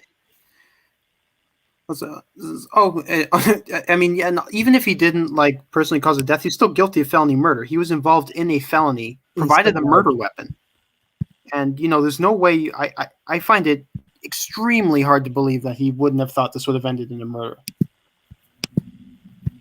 Yeah. But not only that, they brought up Bernard's age. He was 18. I love that one. It's basically the it's a different version of the lib-right. But she was only 18. Yeah. I wasn't the brightest 18-year-old, but I knew better than to carjack, two people, rob, and then murder people before setting them on fire. You need to be more understanding. Come on. Yeah. Yeah, how dare how dare I make assumptions about a poor 18-year-old man-child who obviously had no idea what he was doing. Yeah, I mean, yeah, the dumbest thing I did at 18 was try to do math homework after getting high. Don't do that. I mean, I at least want. do your, at least do your math homework first. Then, yeah. But yeah, I can safely say that of all the stupid shit I did when I was 18, None of them involved capital murder. no, none of them involved committing first-degree murder, felony murder, or capital murder. And I hope that streak continues. You know, I've had a good 20-year-long streak of not committing murder. Or screwing with the body or whatever the legal term is for that. Definitely crimes, but not crimes you execute people for. Definitely not the worst of the worst criminals that you imagine when you think of the people being put to death. If you participate in multiple murders, you are the worst of the worst by default. Period. Yeah. And not only that, I like it. This kind of seems like a moving of the goalposts. Like, oh no, that's not the worst. Okay, what is? What do you consider? I the would worst? say I think anyone who murders multiple people is the worst of the worst by default. Oh yeah, and I think Bernard is. I think Bernard deserved that injection. He was the worst of the worst. Yeah. He's not like the worst person I've studied, but that's only because I've studied so many people. He still deserved that injection. He deserved to die just as much as Villalba did. The government actually argued that they had found soot in the lungs of one of the two victims, Stacy Bagley, and that indicated, at least to the expert that testified, that it meant that she might have died, if not from the gunshot alone, possibly in combination with the smoke inhalation from the fire that Brandon set. And so that meant that technically, if we're being very, very technical, Brandon did contribute to her murder in a direct way. Yes, very specifically. It's very subtle. In that she ultimately died because he set the car on fire. Yeah, his involvement it's very subtle, but if you look very closely, his actions caused her death.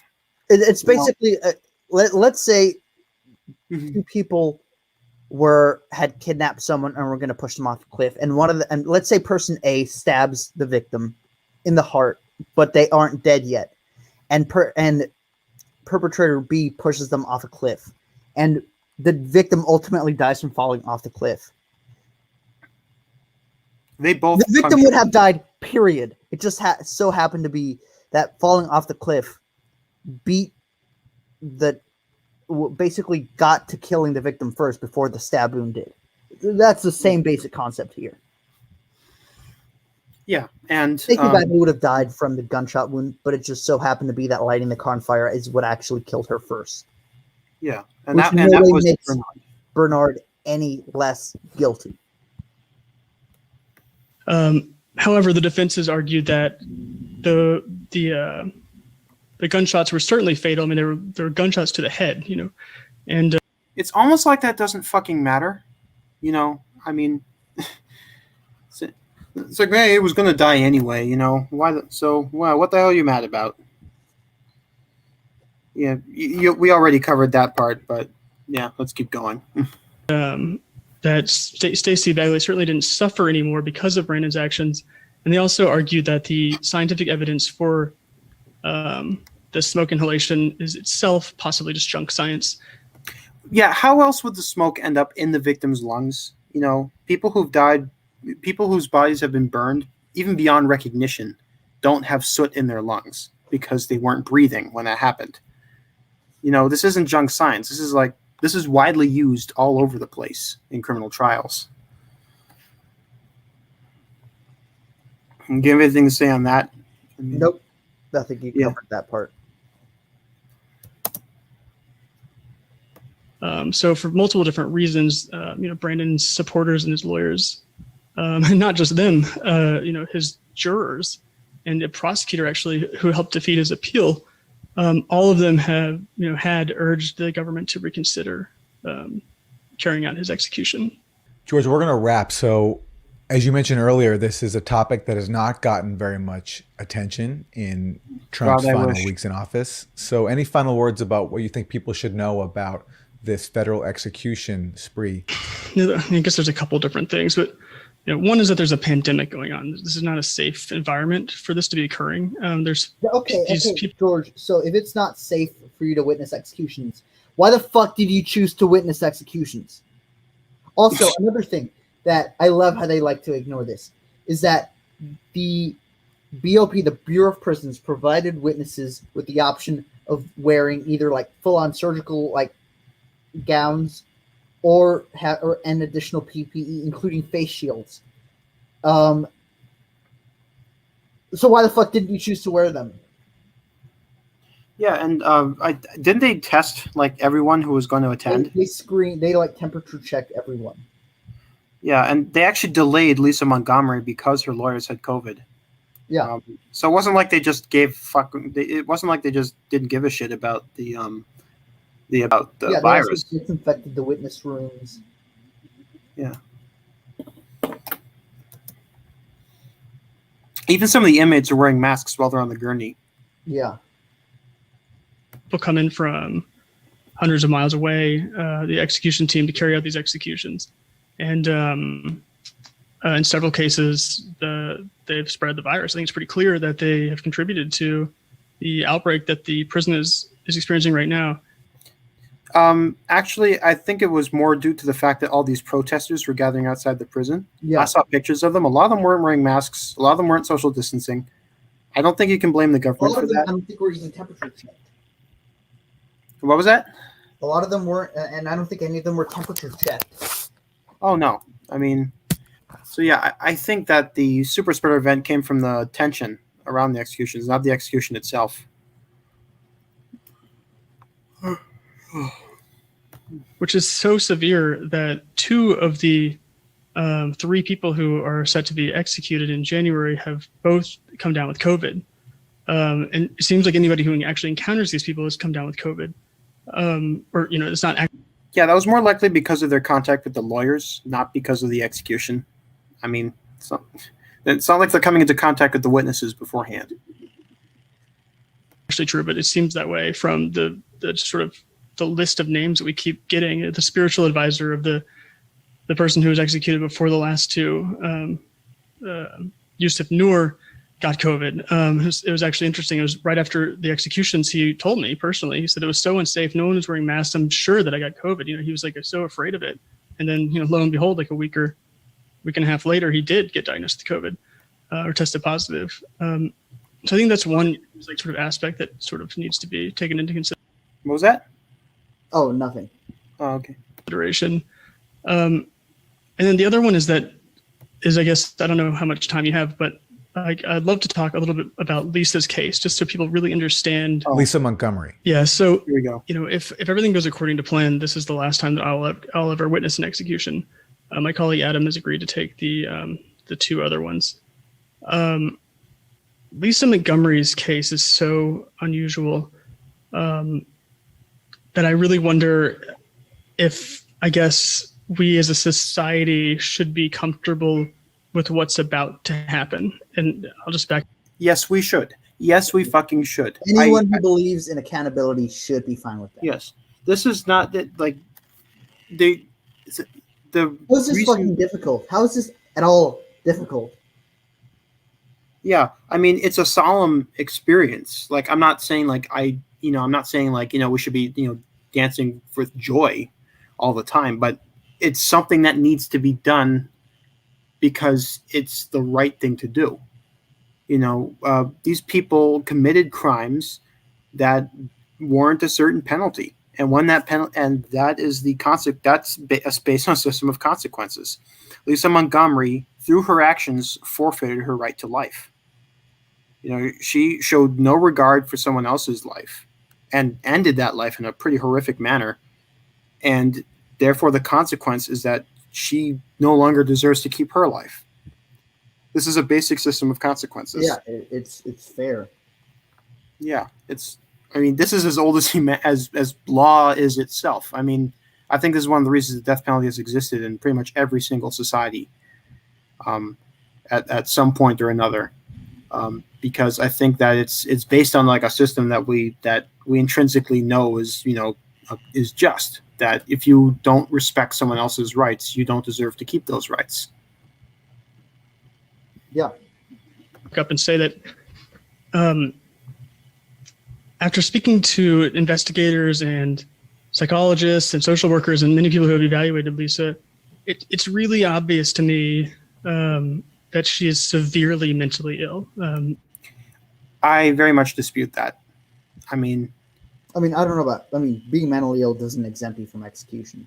not only that, but if she's mentally ill, that is not the reason she committed those crimes. I don't think that would have nothing to do with why she committed those crimes. I think this is something that a lot of people aren't willing to come to grips with. People don't always need a reason to do evil stuff. Sometimes they just do it. Just because somebody have a reason. Sometimes. Yeah, you don't need a reason to do stuff all the time. You don't need a reason to commit evil acts all the time. Sometimes people just do it. Sometimes I think that's hard for some people to accept. They want an explanation for something, but the truth is sometimes there just isn't one. And sometimes it doesn't matter. What matters is that the act occurred and that punishment is now required. That's what it comes down to. I don't know why Lisa Montgomery did what she did. I just know that it happened. And it doesn't really matter why it happened. Yeah. And for the people who are going to argue about her past, it's like, well, she didn't kill her abuser. She killed somebody who had absolutely nothing to do with that. And so it's to bring up her past, which I imagine he's about to do, is irrelevant. It's a deflection. It has nothing to do with why she committed her crimes at all. Her own lawyer describes her as psychotic. She uses the word psychotic. And there's a number of reasons why she might be that mentally ill. There's lots of evidence that she has an unusual amount of mentally ill people in her own family. There's evidence that she's had multiple traumatic brain injuries. And then there's also evidence that her jury never got to see in detail, which is that she suffered a level of abuse that sort of makes you uncomfortable using the word abuse. Like, it just seems like it's sort of too understated. Like, when I say abuse, I mean she was sex trafficked as a child by her own family, and was raped, in every orifice, urinated on.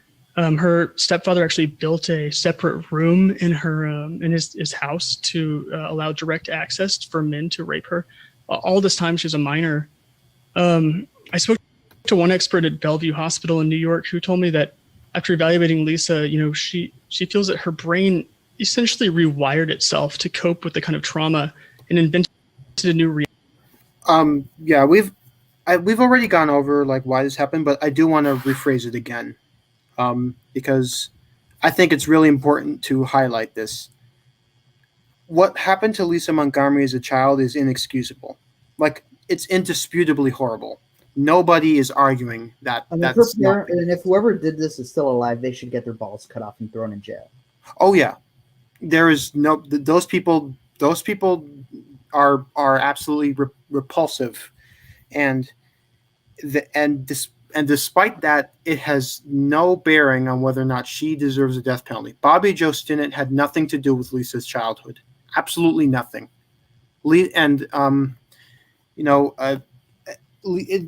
no arguing. Like, Lisa Montgomery was failed by a lot of people in her life, but when she decided to go and strangle Bobby Joe Stinnett and cut her unborn baby out, the only person who failed Lisa that time was Lisa herself. Yeah, my sympathy for Lisa Montgomery ended when she wrapped that rope around Bobby Stinnett's neck and pulled on it. That's where my sympathy for her ended.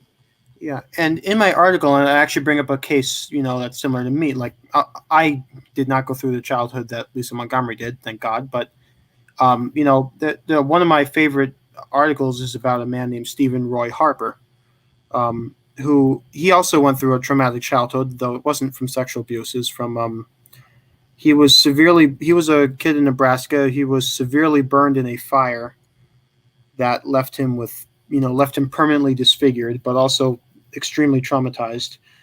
He became extremely shy and was very insecure about his appearance. And, when he entered adolescence, he was, extremely insecure about that.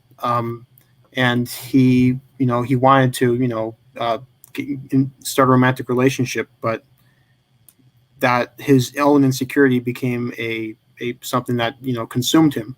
And he went through a lot of misery during those years. He was mocked, he was bullied, he was ostracized from society. And in the end, Harper committed the murder of his ex-girlfriend and her new or he poisoned the drinks of his ex-girlfriend and her new husband and caused her new husband and their nephew to die. And Harper was sentenced to death. He was never executed. He committed suicide. But, I underwent a similar experience. I also had like a very withdrawn and very insecure, adolescent. Childhood like that. I guess the closest thing you can compare me to is an incel. But you know what? I never murdered anyone. I never poisoned anyone's lemonade. I never murdered an 11-month-old baby. Harper, as much sympathy as I had for his childhood, my sympathy ended when he committed those murders, and they were horrible murders. Death by DMN poisoning is not a walk in the park. It's not one of those drift off to sleep poisons. You suffer a lot. And, if I was a judge in that case, I would have sentenced Harper to death. I would have even pulled the lever on that chair. And I think the same thing applies here with Montgomery. No one's disputing her childhood was horrible, but she still had agency. Yeah, she had agency, and she could have chosen to end that cycle of abuse, but she didn't. She continued it. Decided to murder a woman who had done absolutely nothing to her.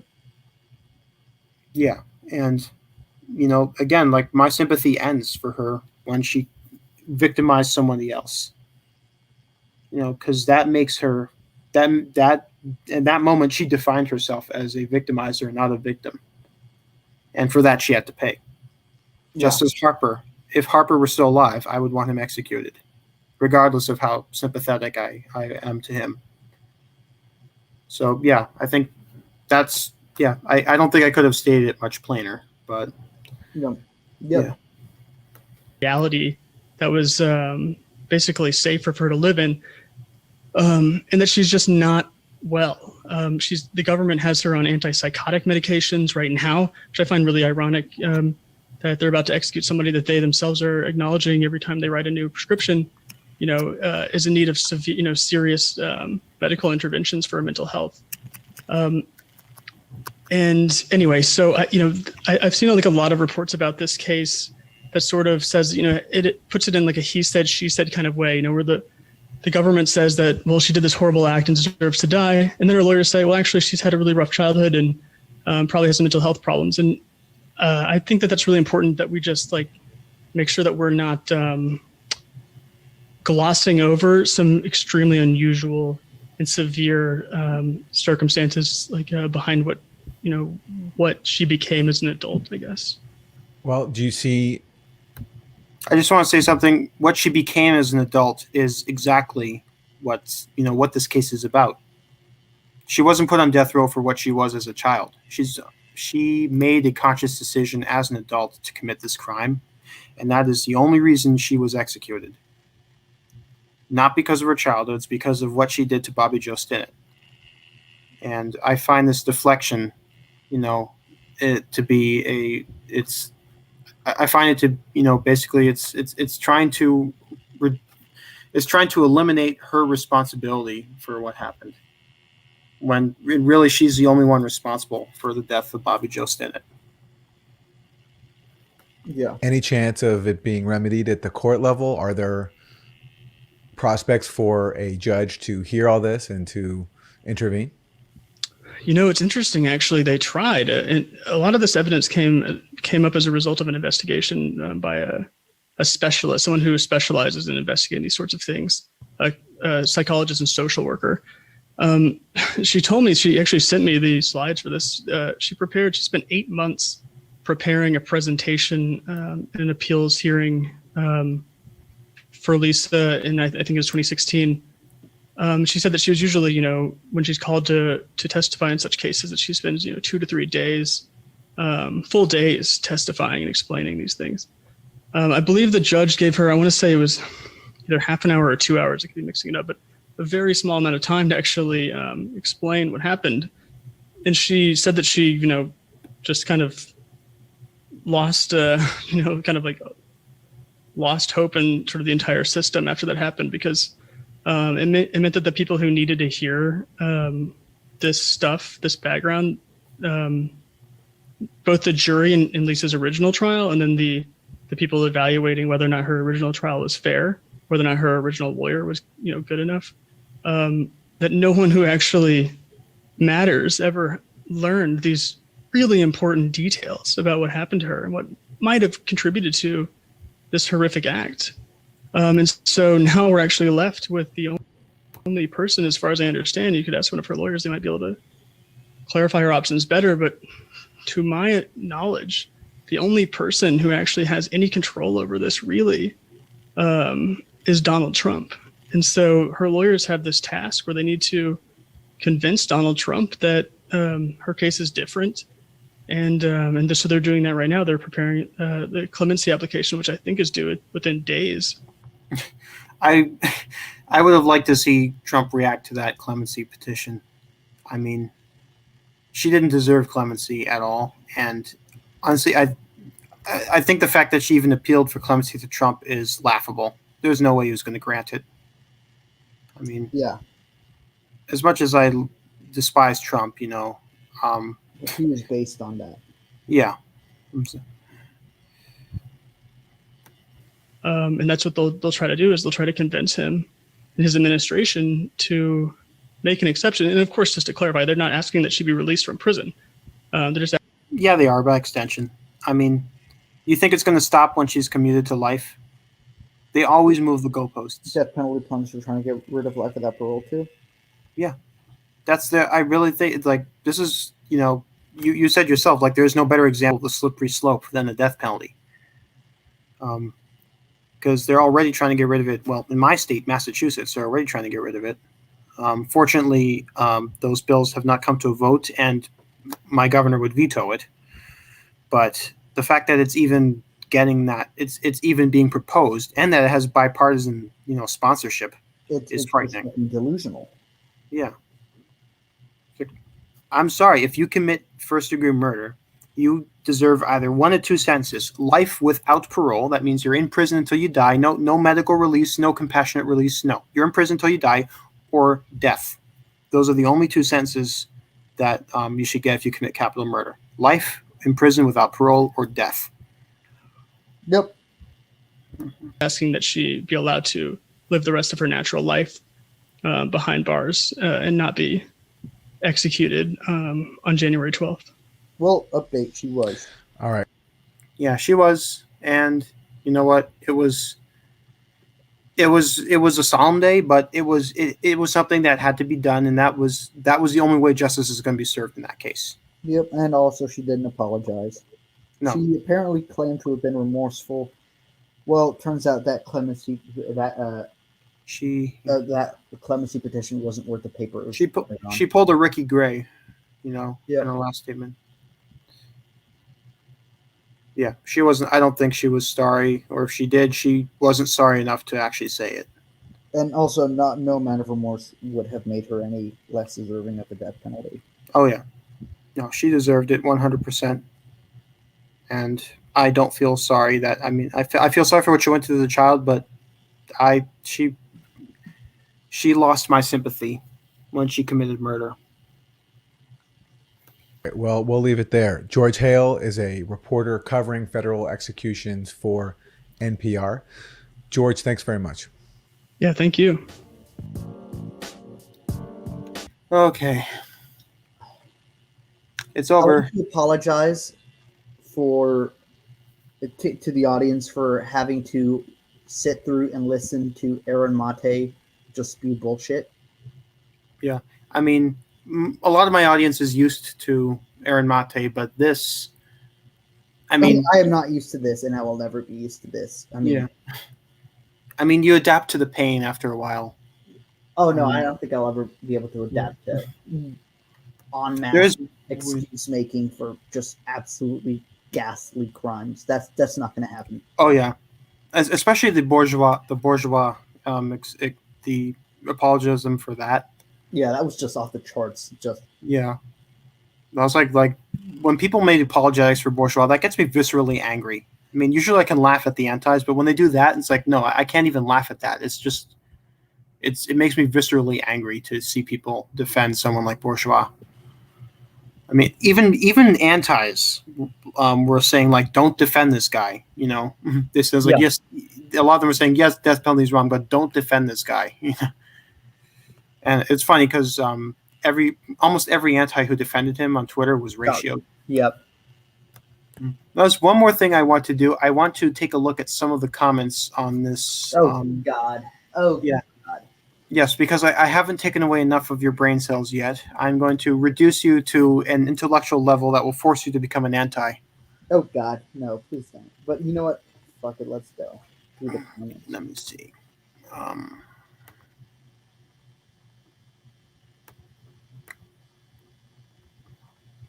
Is it showing up? Hold on. Let me switch to a Chrome tab. Share that. All right. Let's take a look. American society is broken. Nope. No, not even close. Your comments This is an example of society doing its job. Americans live in a bloodthirsty revenge culture. Really, it's so vengeful that we wait 20 fucking years to carry out these executions. It's so fucking vengeful that they get a better death than most people ever will.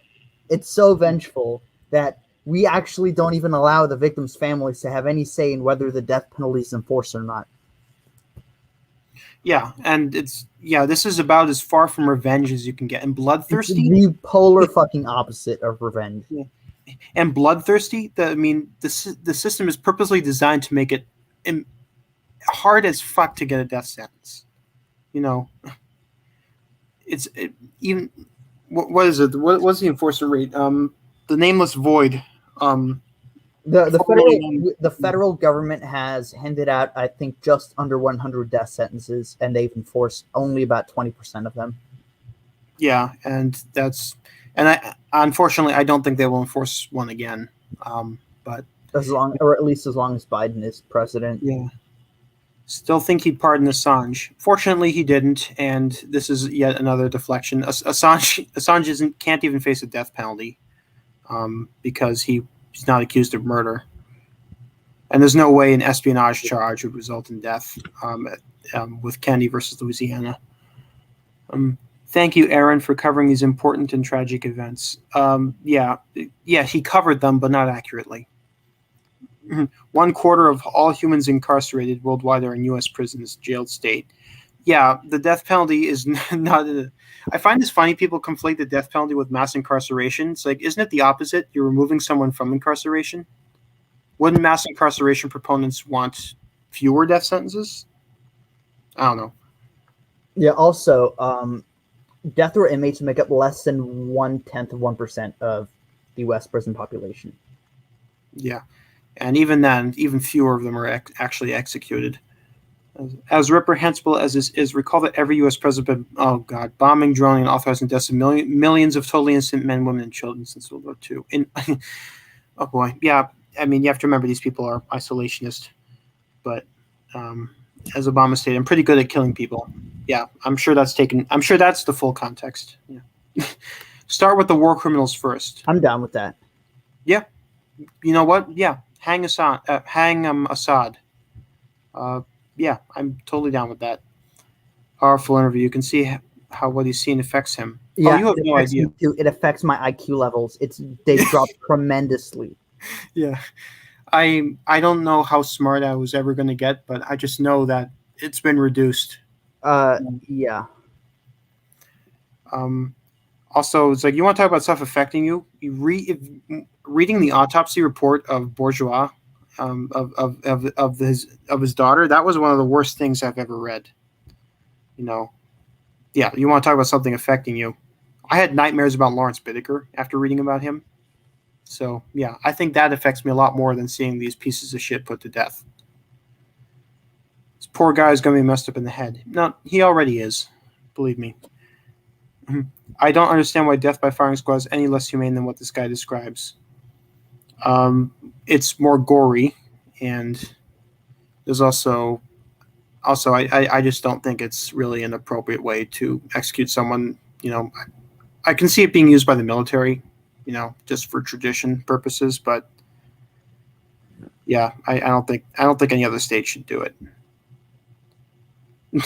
The amount of actions and decisions by our government fuel a never-ending stream of shame to be an American. Yeah, this is not one of those. I'm ashamed that this person lives in the same country, assuming that they live in America as I do. Yeah. I would be ashamed to live in Norway. That's all I can say. I would be ashamed that I live in a country where the maximum sentence, regardless of the crime you can get, is 21 years. Unless you commit genocide, in which case the maximum sentence is 30 years. It's a whopping 30 years. Yeah. I wonder how they came to that. It's like, okay, guys, we know murder is a horrible crime, but genocide, that's a crime against humanity. Now, we can't just cap it at 21 years. We have to cap it higher. We have to make a statement that this is a crime that, should carry the full weight of the law. And then some guy's like, how about 30 years? It's like, Sven, you're a genius. 30 years. Yeah. Yeah. Yeah. If it was up to me, I think genocide is one of the few crimes I would be okay making a mandatory death sentence. I'm usually against that, but I think genocide is one of those crimes where, I really can't think of another sentence that's appropriate. I feel as if these people are abandoned. I'm wounded. No, they're not abandoned. They abandoned themselves. They abandoned themselves. I come from a place where execution is illegal. Yeah. I feel like in that person's country, understanding consequences is also illegal. Yeah. Oh, you said the N-word when you were 13 while playing Call of Duty? Oh, you're going to get canceled. You're going to get fired, and we'll open a criminal investigation into you. But, you committed murder? No, you need help. You're just a poor soul crying out for help. This is essential listening hardly represented by mainstream media. Oh, God, I wish. They went overboard on these. Sounds like the executioners have a lot in common with people. Are you fucking oh my God, you're killing me. Are you fucking shitting me? Yes, the executioner definitely brutally raped and whipped Alfred Bourgeois to death and then slammed his face into a car window. Yes, they're exactly the fucking same. These people. They are against accountability. That's really what it comes down to. I mean, they are conflating the victim with the perpetrator. The more I listen to people like that, the more I love my dog. Yeah.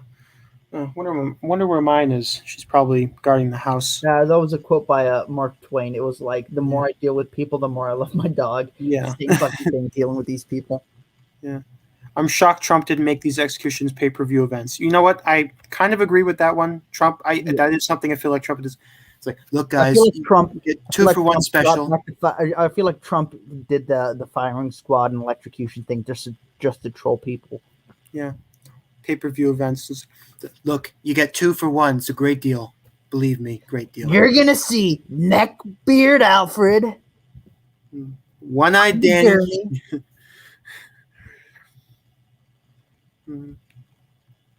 Execute all crooked politicians. Yeah. Don't execute murderers. Execute people for not voting the way you want. Yeah, it makes sense. Mm-hmm. George, you're a hero for covering the story. Thank you for your service. Yeah, again, covering is one way to put it. I mean, I'd call it more of spin, but whatever. Yeah, it was a borderline verbal hit piece. This guy has zero self-awareness. Make life real and help America and the world know there are consequences for diabolical behavior to mankind. Exactly. That's why we have the fucking death penalty. Almost self-awareness. So close. You're so close. It's like, yes, that is the point of the death penalty. You're on the verge of greatness. diabolical behavior to mankind. Yes, there are consequences for that. And guess what that consequence is? It's death. If you commit murder, you deserve to die. Especially when you commit murder like what these people did. That's called a consequence.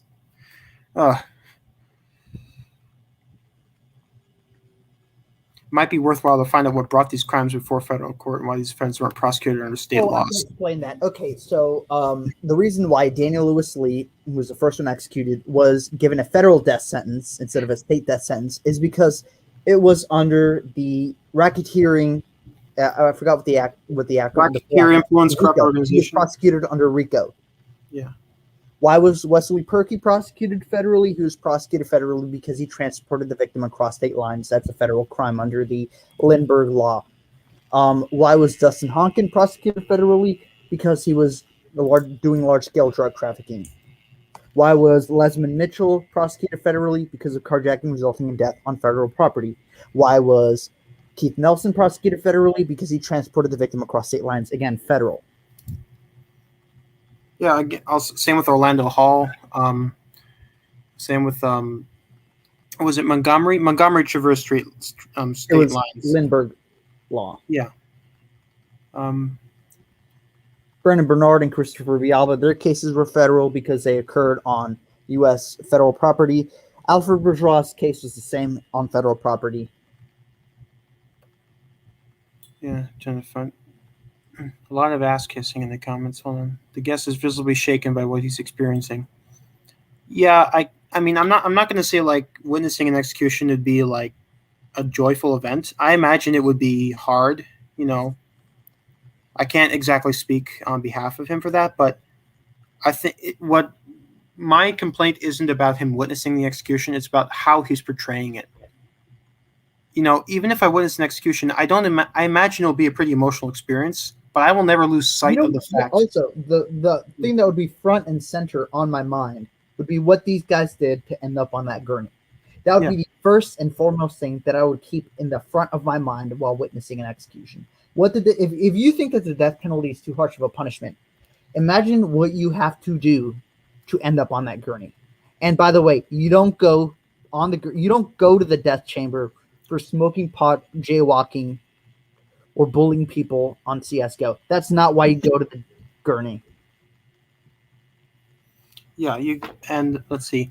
America really has to change its laws. Speaking of the death penalty and the president that can do what he feels like. Yeah, the Philippines got rid of the death penalty, but I've heard that their government has, done some unsavory. Venezuela, same thing. They've constitutionally banned the death penalty for I think over 100 years. Yeah, try telling Maduro that. Yeah. Also, What death penalty? aren't really known for liking constitutions or in the first place. So Death penalty is incredibly cruel. It needs to stop. no. Yeah, no. Oh, Bjorn. Okay, this guy looks like he's Norwegian. Oh God.